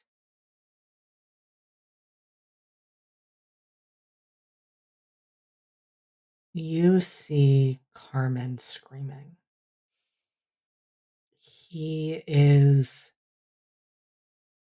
very evidently in pain, and you can see why, because all of those threads that you saw, those puppet strings on him,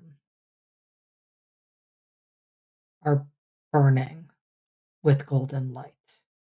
And you can see everywhere that they are connected to his body.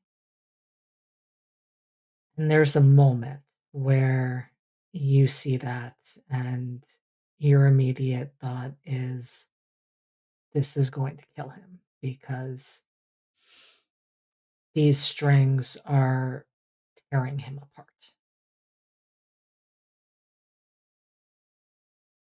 But then you realize that it's just the darkness being burned away. And you can see that it will both literally and figuratively leave scars. But Carmen will be alive at the end of this. I am going to ask Raph, though, were that to happen, Mhm. what would be the look Abigail would see on Carmen's face when they look up, skin still smoking, as those strings have all been burned off?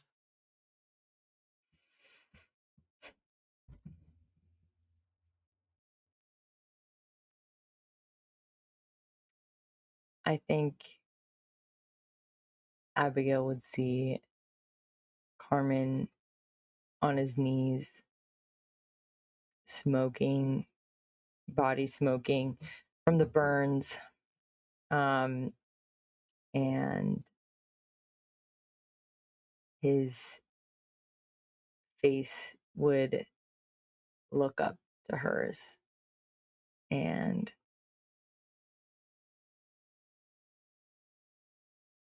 it would be a face of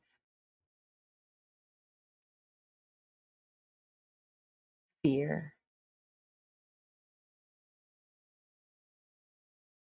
and anger.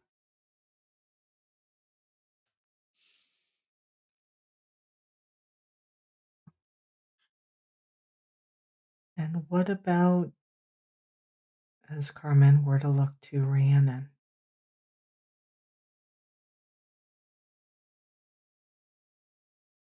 I think the anger would fade, and there would just be fear.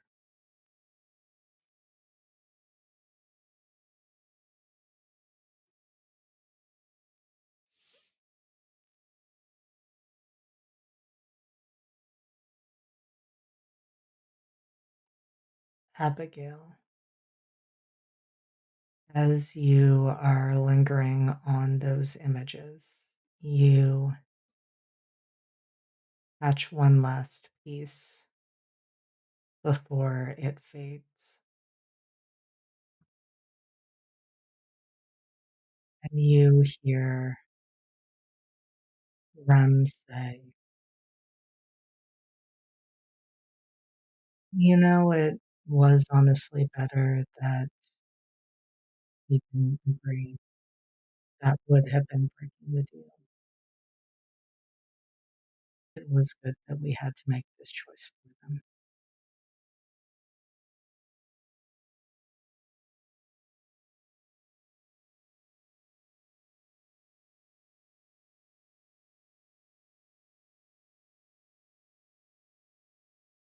Was that a what if? Or did it just happen? Interesting question.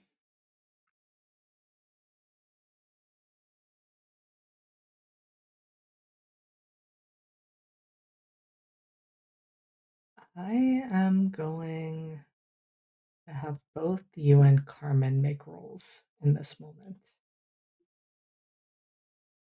And we're GD, going I'm to scared. find out the answer to that exact question. I'm going to have you both roll with dark, and you do have the +2. What do I have? Hold on, I need to look at all my stats. Well, I rolled a 12 again Super. with the +2. Man, demons are powerful. Shit. Devil. Hold on. Devil. Devil, Devil's not a demon. devil.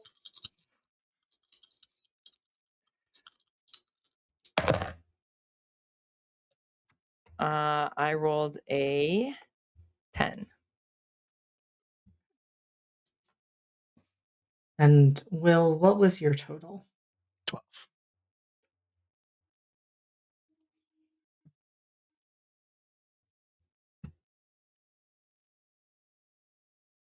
This may surprise you, but it was a what if moment.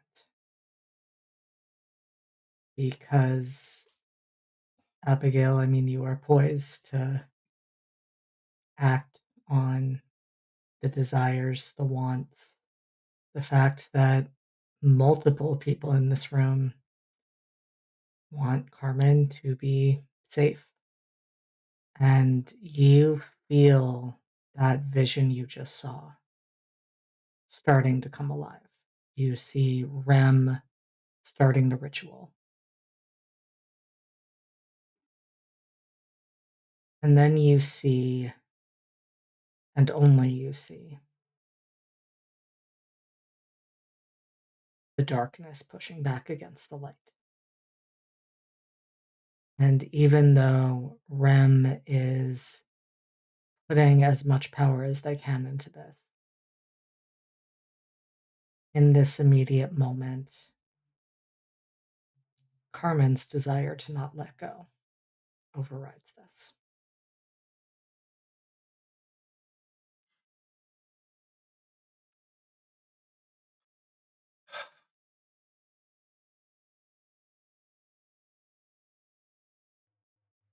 I think Abigail sees the way. Abigail doesn't care how Carmen looks at her. But I think she sees the way Carmen looked at Rhiannon in the what if. She kind of sighs to herself.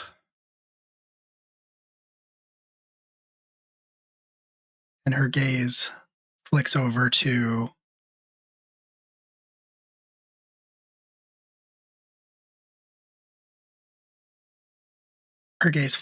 Rhiannon. And I think Rhiannon would hear Abigail's voice in her ear. She says,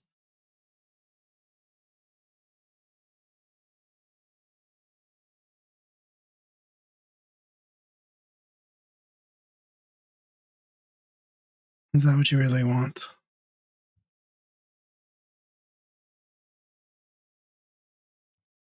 Do you think he can control it?"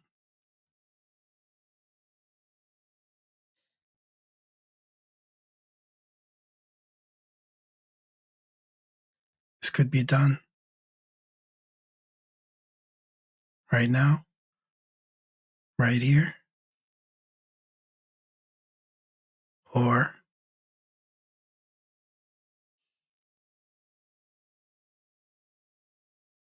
you trust him and risk watching the darkness consume him slowly if he's not strong enough.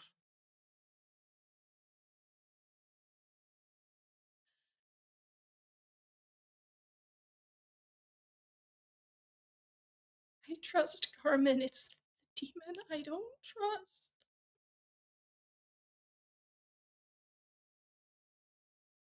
I don't want to lose him.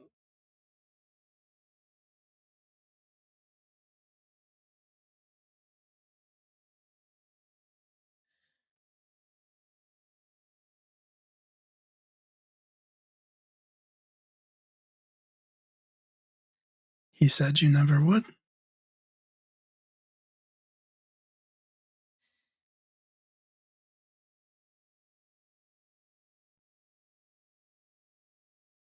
Even if we take this choice from him.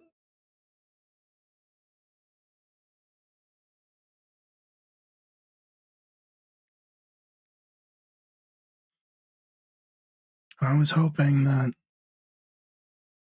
he would make it. And that he would see you. And that he would realize what he has.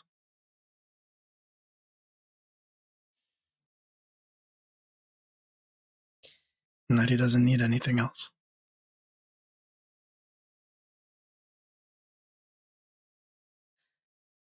Self-doubt can be a very powerful thing. I wouldn't know. Oh, I don't suppose you would.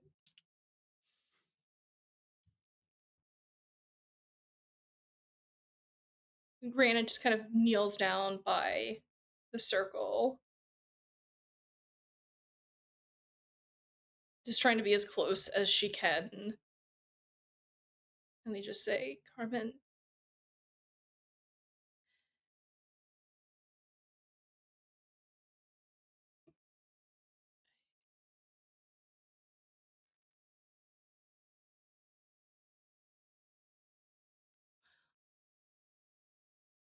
if do you have any concerns, any worries at all about this demon?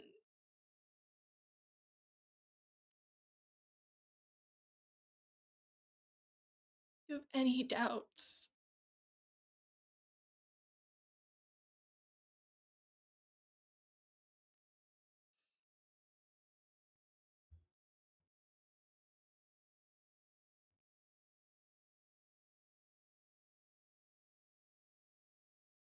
There are always doubts.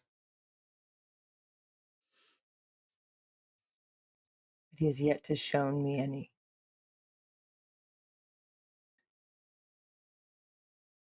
Rhiannon, this is your choice. If I'm to die, then let it be by your blade.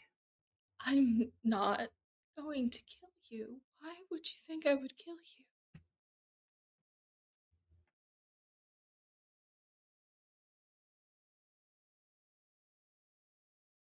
There is more than one way to kill someone.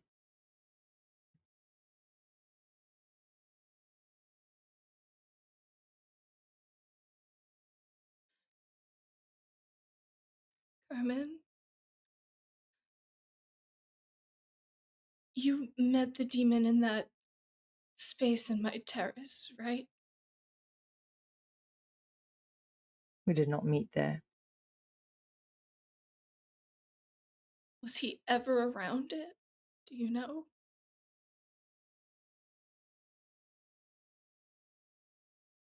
It was always at the graveyard.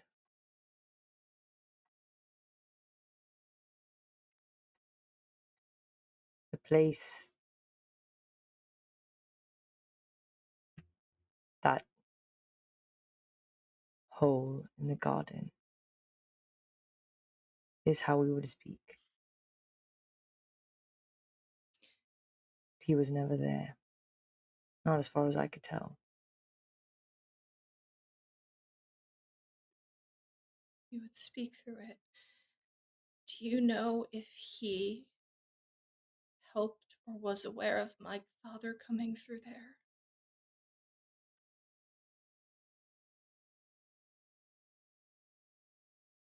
If he has, he's never mentioned it. I don't see how that would benefit him in any way.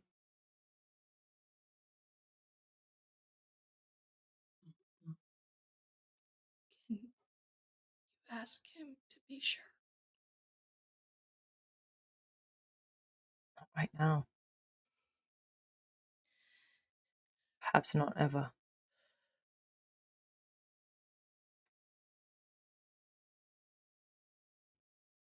There's no more going back. No more making sure. As soon as this collar was put on me, a decision was taken out of my hands. I cannot speak to him. I cannot know his intentions. I cannot use the power gifted to me to help in any way. This is you and only you. Although I suspect there is influence from others. There's like a quick glance over at Abigail.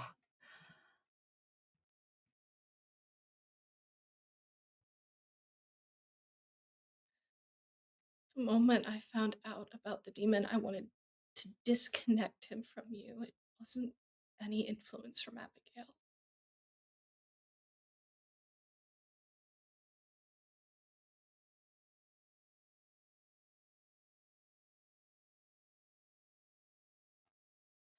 But if you believe that you're strong enough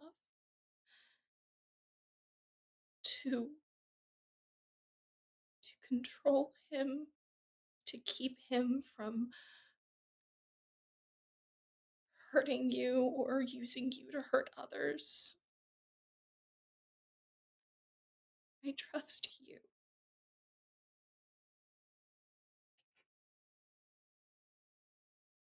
Rhiannon, I do not hold the key. You must trust me wholeheartedly. Asking me to see if I am worthy of your trust is not true trust. It seems your decision has already been made. It is not one I see very lightly upon.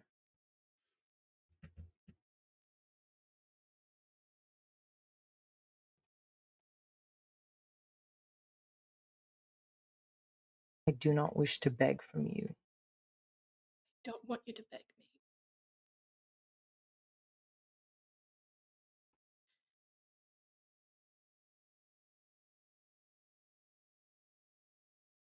We are running out of time.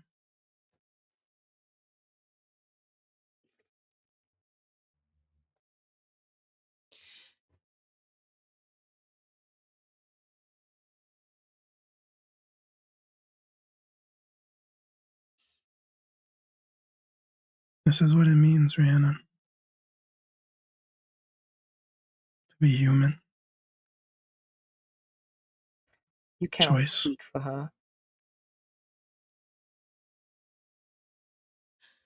The You're not choice. human.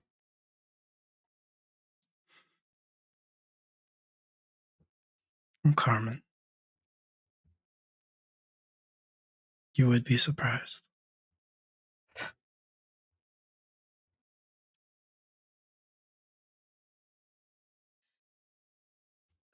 Carmen, I trust you. It's the demon I don't trust. You understand that, right?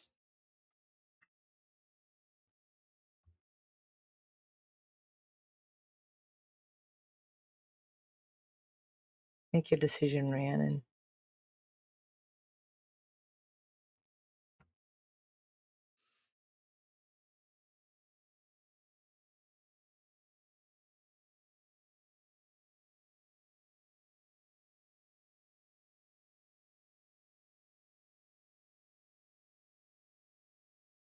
You know if it will kill him, Abigail.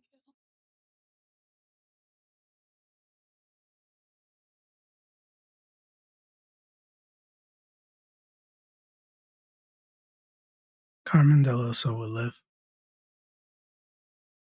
But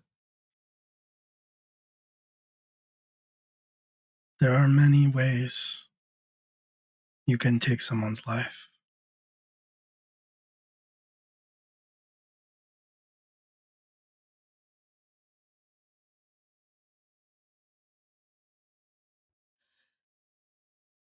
Stop the ritual.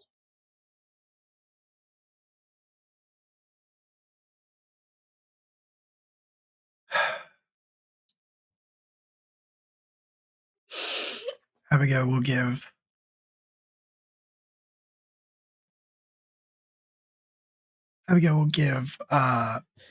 Rhiannon a look, say,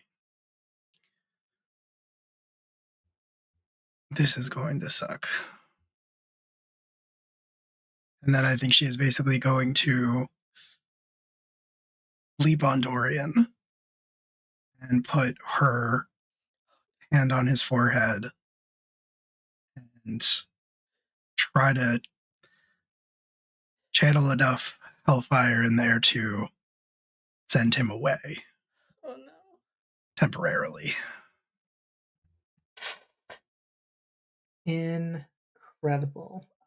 You know what? I think that's rolling with volatile. I think you're right. I'm not good at it. Oh God.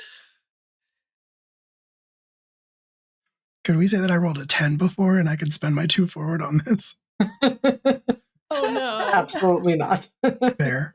All right, here we go.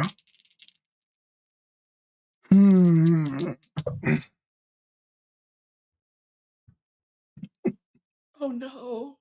No, it's not that bad. That's an 8 minus 1, 7.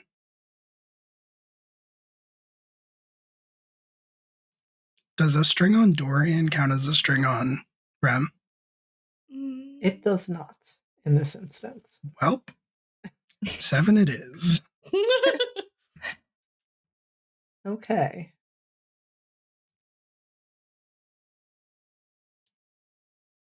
Fuck. I feel like I fucked up again.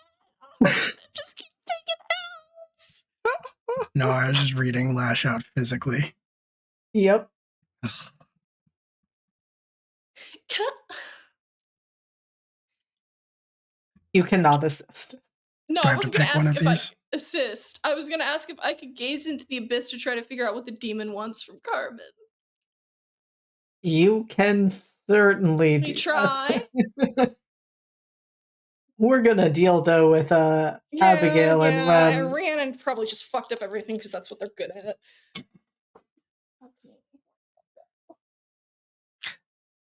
Do you need me to pick one of these? I do. Where's that? And my... Oh Well- shit! Hey, that's a 10. Rolled an 8 plus 2 from Dark. That's a 10, baby. I probably should have done this first, but you know what? This is Rhiannon.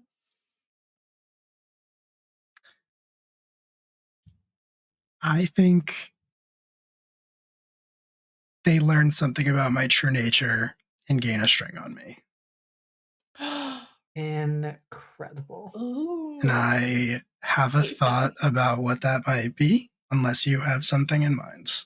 I would love to hear your thoughts.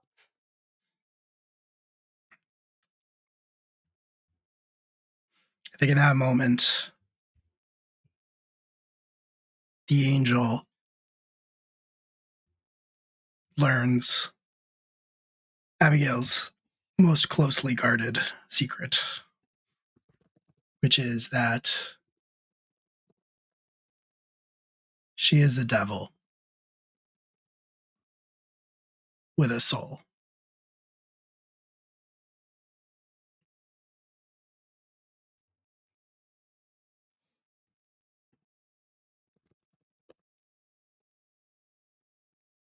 I am curious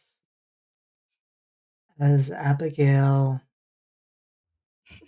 realizes that this has not worked, that her attempt to Doesn't burn doesn't say it doesn't work.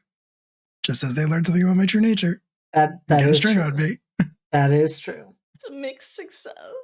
It is a mixed success. And so what I'm going to say happens there.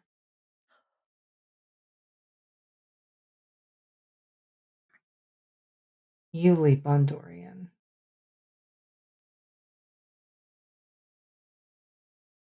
There is a moment when your eyes lock with Rem's. Not that Rem really has eyes, they just have light pouring out of the sockets. And you see that moment that they recognize what you are. And their only real response in that moment is, this is why I hate devils.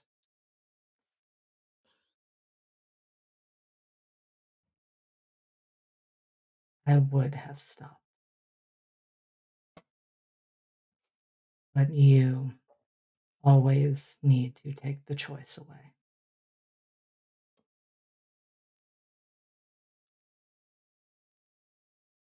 And then Rem is gone, and Dorian falls to the floor.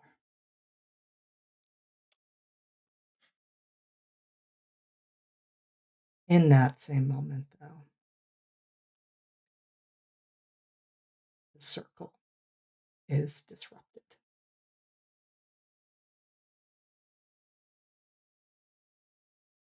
And that is the moment that Rhiannon is gazing into the abyss. Of course it is.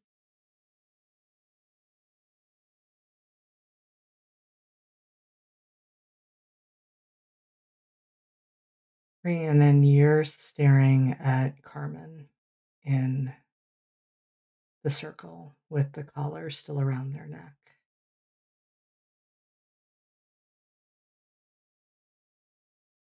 And it starts to fill with smoke,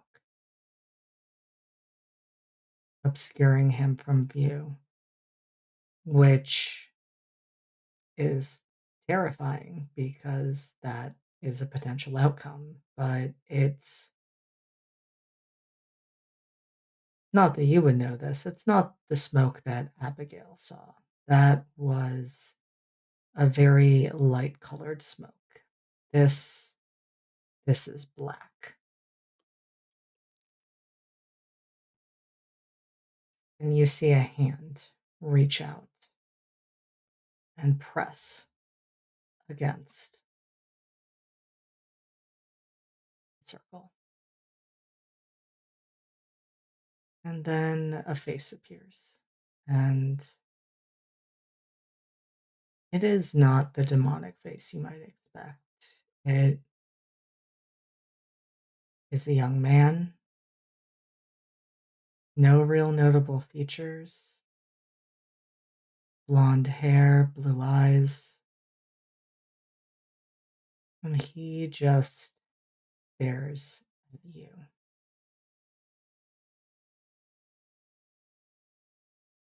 And then winks and says, "Good choice. What do That you one belongs to me." No, he doesn't. What do you want with him?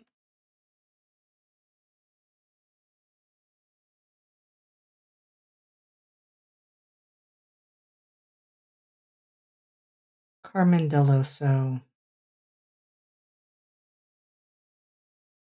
doesn't know what he is, but he is exactly what I need.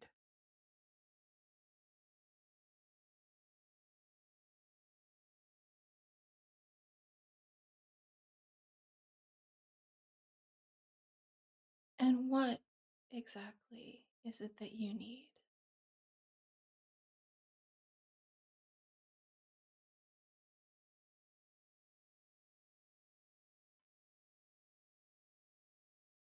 I need someone to get me out of the prison I'm in. And he has done that admirably.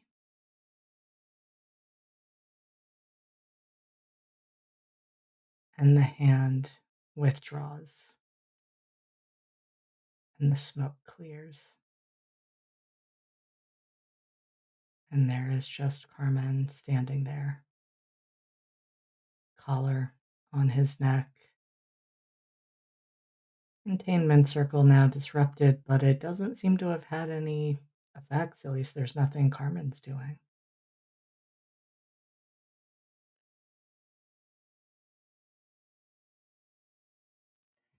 JD, did Carmen see all that, or no? You did not see that. Okay, that's what I thought. You did see the smoke start to swirl around you, and you didn't feel panicked. You actually felt the safest you've felt since this started. Mm-hmm. And before the smoke dissipated, you just felt a hand comfortingly rest on your shoulder. And a very familiar voice said, "Don't worry, Carmen. Everything is going to be fine." I know.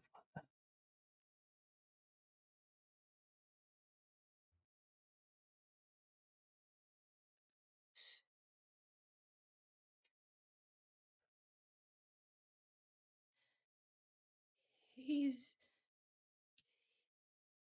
he's getting out of prison.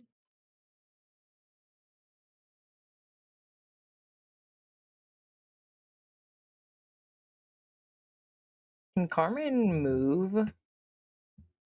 Cool. He is going to run to Rhiannon and embrace them and just say, thank you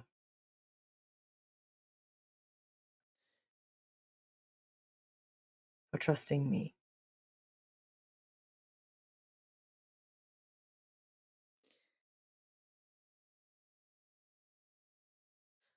You don't have to thank me for trusting you, Carmen.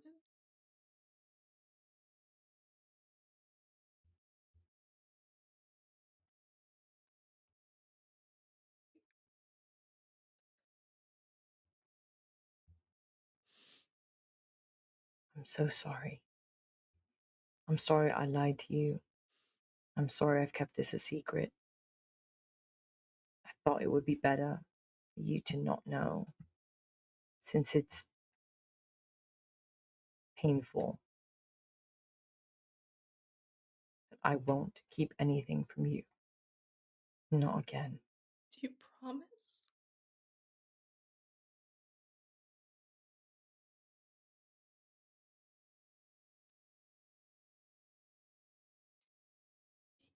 He said he was using you to get out of a prison. He said you have no idea what you actually are. What am I? He wouldn't tell me. He just said whatever you were, it was letting him climb out of a prison.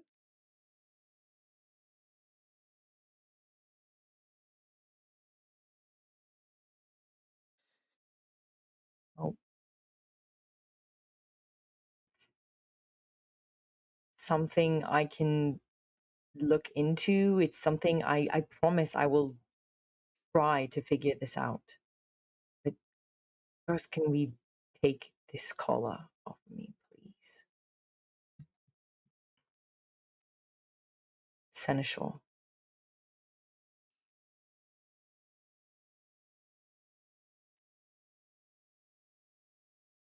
Damien starts to walk forward towards his brother and then stops and looks at Abigail.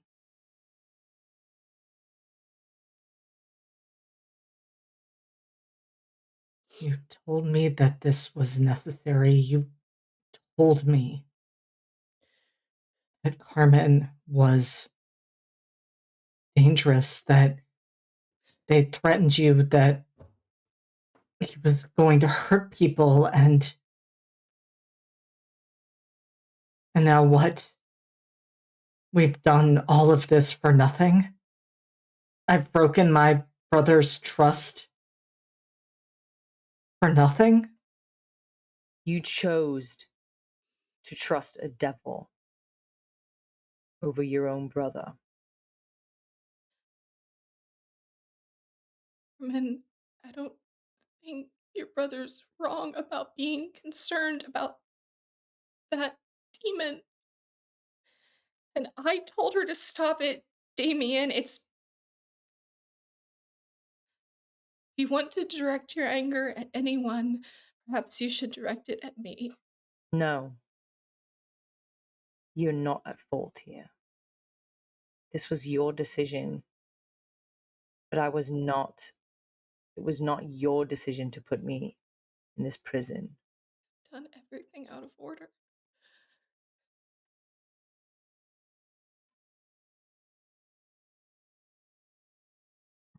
I didn't lie about anything. It's all still true. I never threatened you.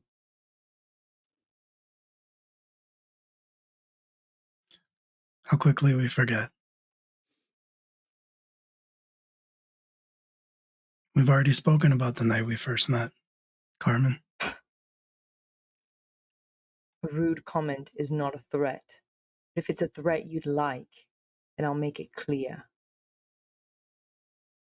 Do not come close to Rhiannon. You've already infected my brother, and that's fine. Do not come close to us. Or what?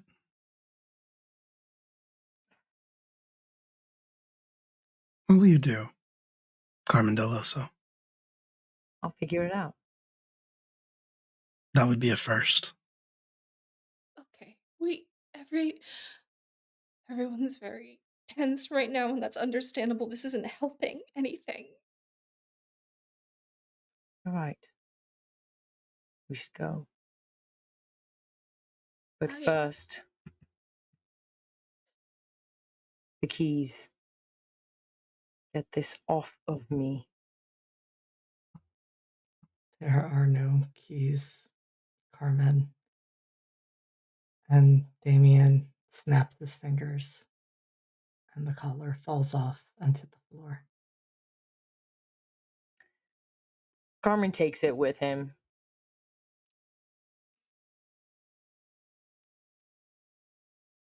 Now we can go. I need to get back to Fitz. Let's help our friends. We'll have to. I can't open a door here. That would be very bad, and I'm surprised we aren't already in more trouble than we already are for doing this. Where even are we? The wine cellar. Who's And wine cellar? Palace. And Palace? I can send you to hell. I can send us to hell. No. No. No calling on that demon. No calling on a devil. Abigail has been upfront with me. That demon apparently just said, Carmen's what I need to escape from prison because he doesn't even know what he is. He didn't tell you that, did he, Carmen?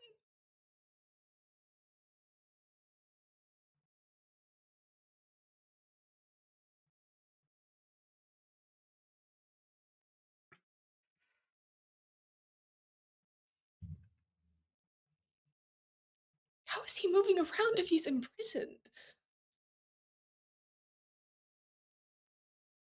Does it sound like anything to you, Abigail? Have you heard of that happening?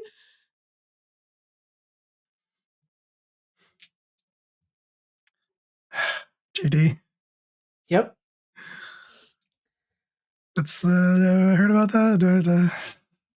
I think Awesome. you have. I mean, there are certainly a variety of demons who, That's what I thought. for reasons, can't leave hell, who find ways to reach out. I think it's also fair to say, I mean, you have the name Azazel, and you know enough about hell to know that Azazel was bound. And it's because he is bound that he took such an interest in Carmen. He can't leave. He can only affect the world through someone.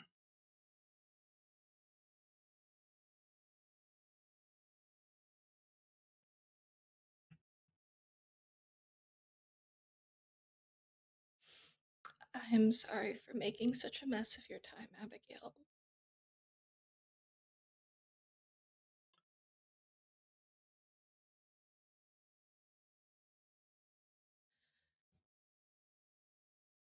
There is one thing I have an abundance of.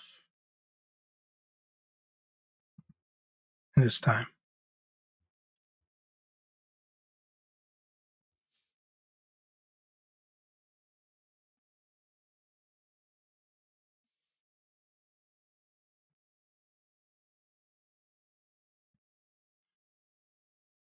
You said Fitz was in trouble.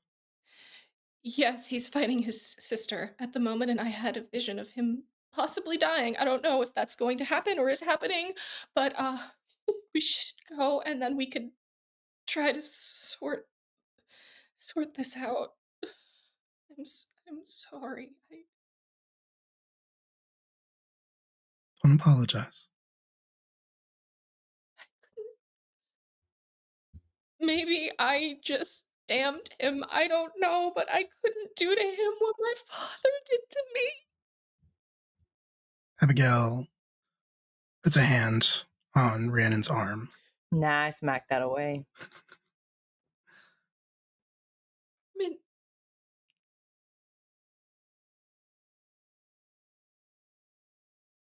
I'm sorry.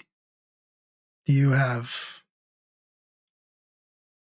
some sort of claim to this human being?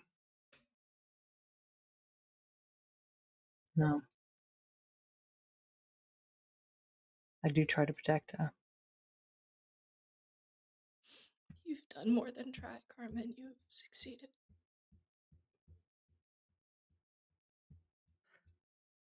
I have been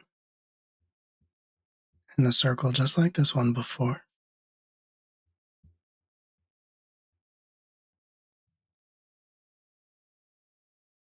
I did not do it lightly.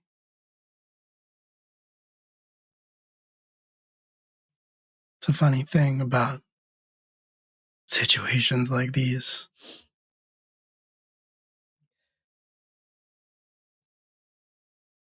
They show us who we really are.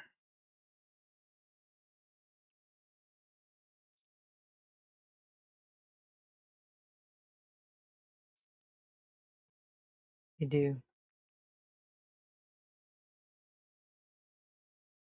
And I see you quite clearly now.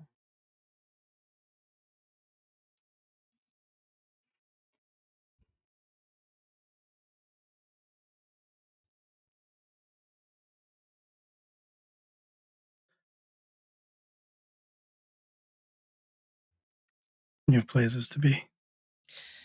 Yes.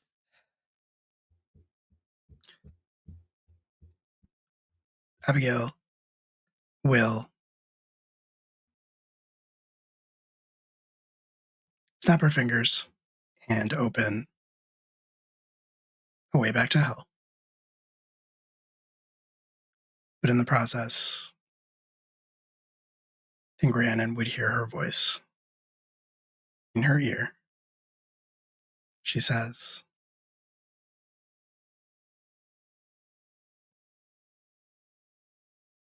"Be careful. Trust is a dangerous thing. And the thing about a demon is that they are predictable. You always know what they want and what they're willing to do to get it. People are more complicated."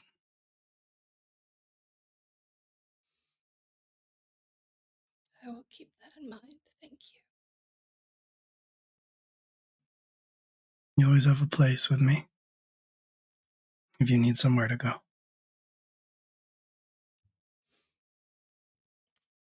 I appreciate that, Abigail. I would offer you the same, but I have a bit of a ghost problem in my house that needs to be fixed first.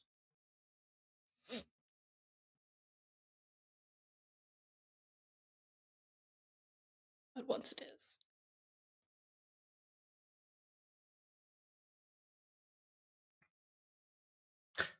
And then Abigail will gesture and say to Carmen,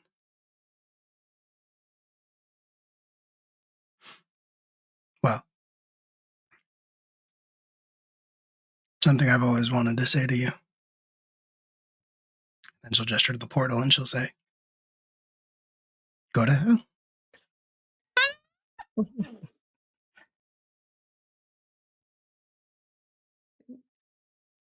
Rhiannon just grabs Carmen's hand and just books it through the portal, wherever it'll take them out. Yeah. I think Carmen just like leans into Rhiannon and gives Damien one last look before going into the portal. Don't hold it against your brother for too long. He shouldn't have tricked you, but I would hate to see you two lose each other.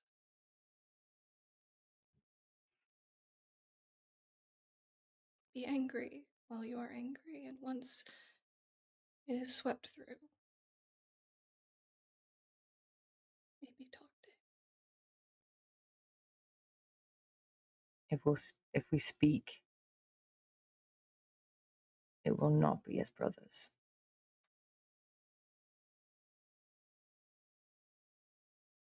And it just looks kind of devastated at that.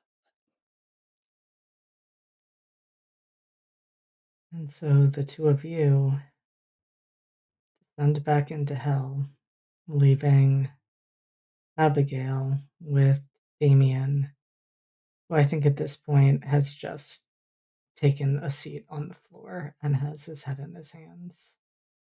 And Dorian's unconscious body lying Poor Dorian. off to the side. He's fine. He's fine. Fine, gang. I think as the portal closes behind them, Rihanna does touch a hand to her bag where she still has the holy items she took from the palace, just as a reminder, just in case something appears in hell. And Abigail, I don't think Abigail looks at Damien, but says, "Stand up, Seneschal."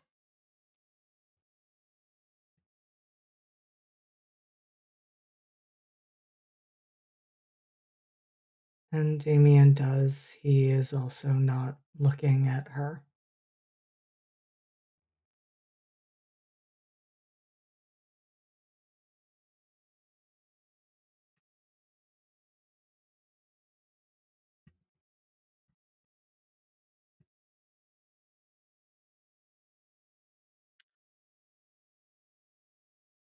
Something on your mind?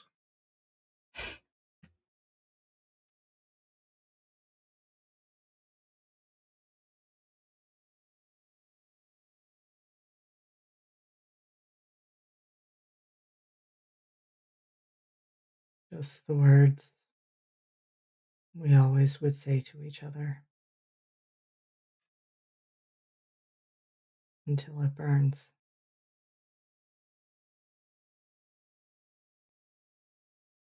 I wonder what they meant to you now, and if they ever meant the same thing that they did to me.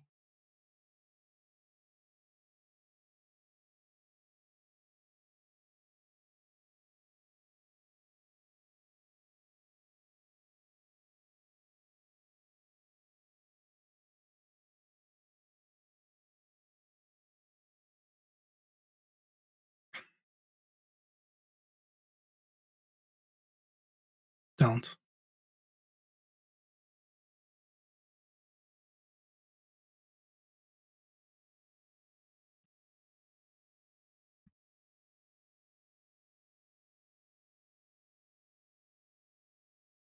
Don't.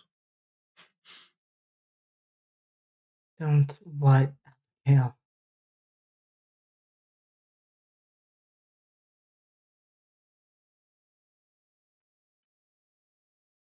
Don't act like you are the victim here.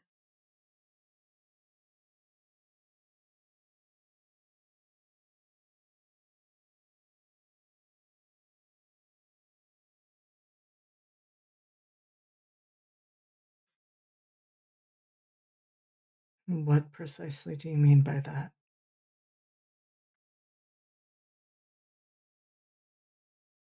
You have a job, a responsibility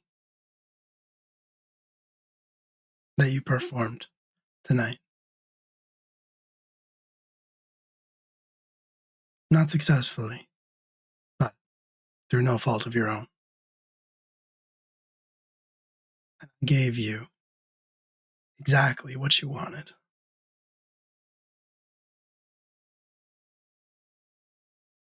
You wanted me to run to you tearfully, tell you how scared I was and how I needed you to protect me.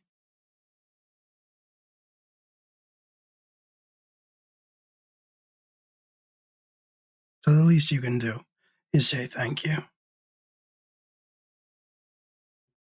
That is not what I wanted, Abigail. You know, if it hadn't involved my brother or the idea of you needing saving, maybe I would believe what you're saying right now, but that was not what I wanted. Did I want you to come to me? Yes. Yes, of course I did.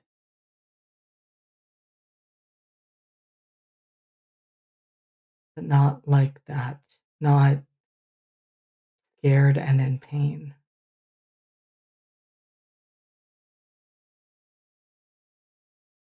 I just wanted you as you are.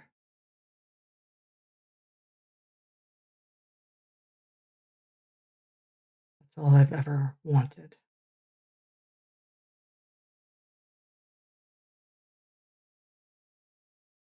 But Abigail, you spend so much time thinking about the wants and desires of others.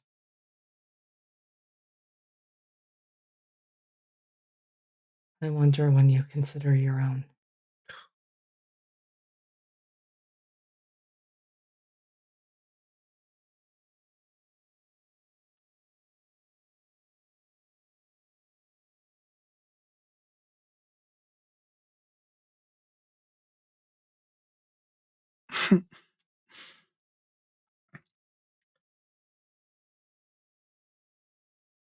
Wise up, Deloso. This isn't a love story. Not for me. And then Abigail will leave.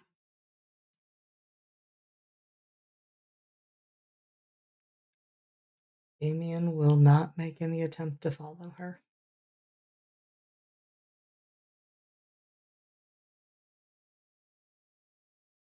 And I think as we make our way up out of the wine cellar and outside, Abigail does have an opportunity to witness a bit of a commotion happening in the yard, where a teenage girl is running towards the stables desperately. And Julia Shaw and Isaac Connolly are on the front lawn of the palace.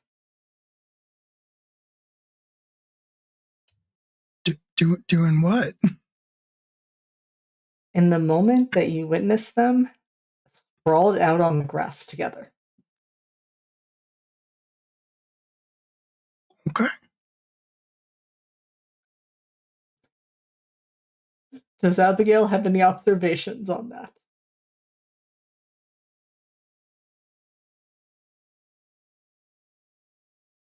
I mean, part of her wants to set Isaac Connolly on fire, but I do think there's a bit of, it's been too much of a day. I think she thinks about it. I think she looks at them spread out on the ground. She thinks about it for a second, and maybe she even hears Damien's voice in her head asking or reminding her to think about what she wants.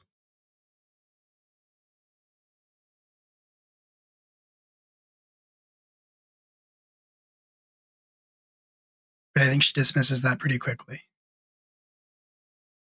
Because it hurts a lot less.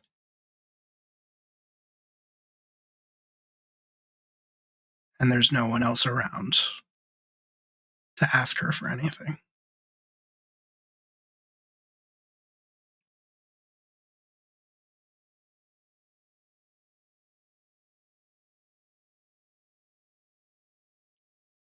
And I think that is where we are going to bring tonight's episode to an end.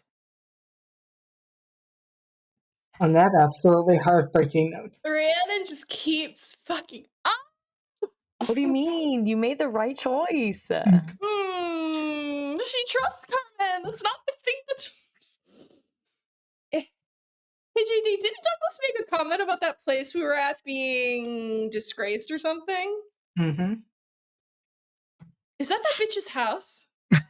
Is that where that bitch is bound? Is he in, like, a closet somewhere? Guess we're gonna find out in a couple of weeks. Yeah, we're gonna help Fitz, and then maybe I'll take a little detour and find that bitch. Also, full disclosure, Abigail absolutely realized in that moment that she should just make the choice for you.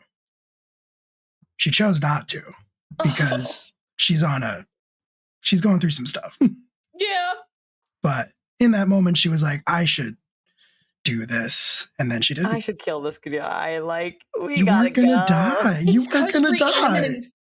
If Rhiannon didn't have a big fear and an issue with being in prison and choices taken away and becoming like her father, she would have let this happen. She's still kind of fucked up. It's only been 3 months since he died. We've all got problems. She's got so many problems, and she's scared We've she all got slammed problems. her boyfriend to death. It's okay. And maybe she can still fix it, though. I think we can all agree that by far the biggest twist in tonight's episode was Carmen turning into a super toxic, over possessive boyfriend. I mean, who could have seen that coming? What do you mean? Never. Dog, you slapped Abigail's hand away from Rhiannon. You did. Carmen's eyes, Abigail is comforting. not a good person. Nah. Comforting. Baby doll. Baby doll. Baby, No. you're making some poor life decisions. So many Honey. poor life decisions. Okay, Honey, Rihanna, that's not sweet. Yeah. Honey, that's not protecting you. Brandon has 2 hands for holding. So many friends. So many friends. So we Maybe had she a could fix time. this. We had a time Sure tonight. did. Let's all go around and attempt to do outros after this emotional damage on a Monday night. Incredible. Oh, I'm gonna wait a week. It's true, you're up though. Next week. Yeah. You gotta do your outro. Oh yeah. Wow. Okay. I'm spacing out because she's such a fuck up. Hi, I've been Rhiannon. Stop being mean to your character, I okay? Yeah. She's such a mess. I love her. She's not a fuck up. She's just a mess. And that's fine because this is Monsterhearts. I've been Rhiannon. Maybe she can fix this in the finale. We'll see. You can catch me over at Live from the Apocalypse under the Discord handle Lavenza or S Brown Writes on Blue Sky. You can also catch me every other Thursday in Redacted and next December in the Horizons and Halcyons Super Dark Academy H spin-off series, miniseries. And I think that's it for now. And then the finale of Season of Secrets and Shadows, Table 2 next week. I'm sure it'll be fine. So Is it close. the finale? For Fuck. art, for Table 2. For Wow. It Table doesn't, 2. it feels too soon. I don't Wait, know is the how. 24th the table 1 finale? Nope. You have 2 more episodes because Okay. yeah, Because scheduling. the scheduling is- got weird. That is helpful. That is good to know. Yeah. No, you have 2 more. You have this Friday, and then we have like end of December. Hello. Hi, my name is Will. I'm one of the storytellers at here Live from the Apocalypse, and I run a bunch of stuff and I do a bunch of stuff, but none of it is coming up this week. It's going to be a very light week because of the holidays. I don't think we're doing anything for the rest of this week. Season of Secrets and Shadows. Season of Secrets and Shadows on Friday. Yes. Yep. That is true. We're not doing class reunion. Oh wait, we're not doing class. We're not doing class reunion. Somebody, That's probably Corey. great. Probably Corey was traveling or something. Yeah, always- I think Corey. Oh, and Yes. Julie is going to be in Tennessee, I think. Yeah, Julia Yes. and Yes. Julia Yeah. and Q. That was Yes. who we were. Okay. Right. Oh, that's funny because I'm going to Tennessee tomorrow. Exactly. Sorry. Continue. We had this conversation. We had this whole ass conversation.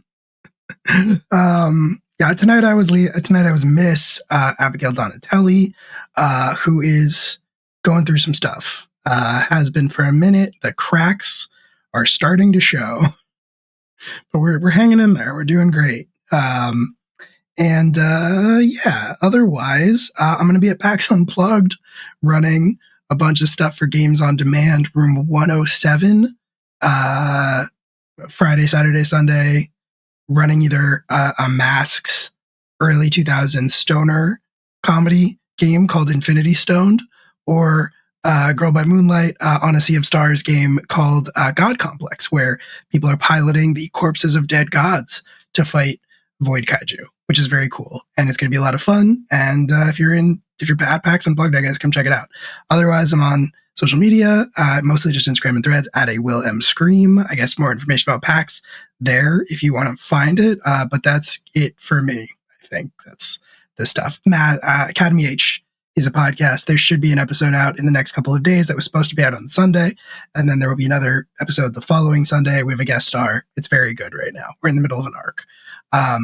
Check it out wherever you get your podcasts.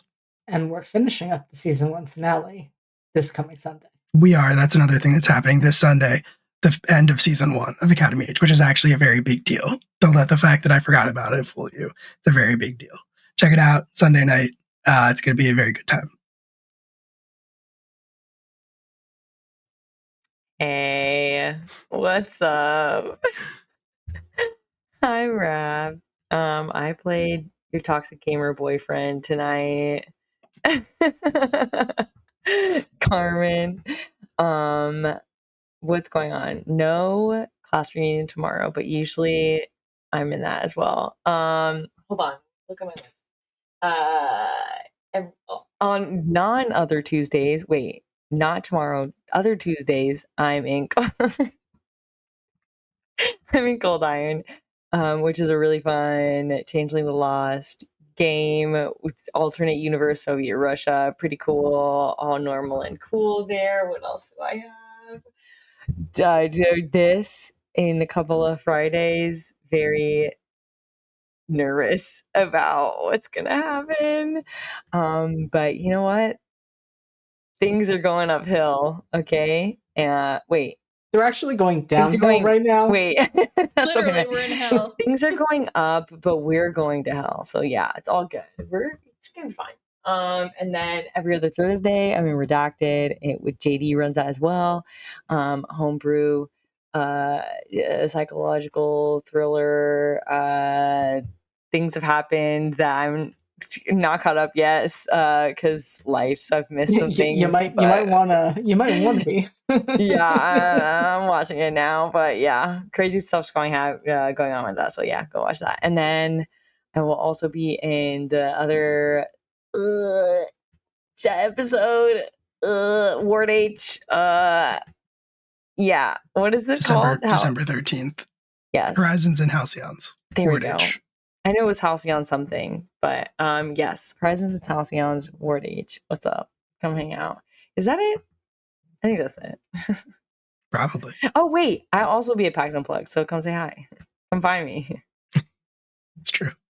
I'll just be wandering.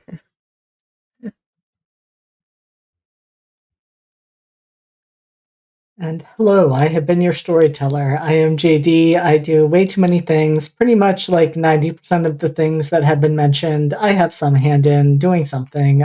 For this week, as Will said, later week, I won't be back until Friday, where we're going to be back with Table 1 for a season of Secrets and Shadows. See what fallout Dorian and Abigail have from events that unfolded tonight, and how Octavia and Astrid are coping with some recent revelations that they experienced. I will be with Exquisite Corpse Presents this Saturday for Sister Cities, where we are actually doing magic in our usually non-magical world. And then I will be here for Academy H on Sunday. The only other thing I'll plug, because everything else you can just find on socials at JD, not Jason Dean, is that on the 29th of this month, I will be in an American Gods miniseries that is starting. I will be playing Damien Doyle, who is the avatar of Fenrir. So we are going to see how that unfolds as the four of us are brought together for a variety of machinations and reasons, and have to discover who we actually are and what that means and what we will have to sacrifice if we so choose to become the embodiment of our actual god. That's going to be with Bleak Season. I think that's all I have to talk about right now. A very chill time. Very chill time. Such a chill time. Chill. We're done. We're gonna disappear, but there are social links in the chat. There's a Discord link if you want to join the community. It's a great place full of great people. We would love to have you be a part of it. Also, some very exciting holiday stuff announcements coming up in there. If you want to check any of it out, feel free to hop on in. But otherwise, we're gonna raid Lost Caravan. Say goodnight, everybody.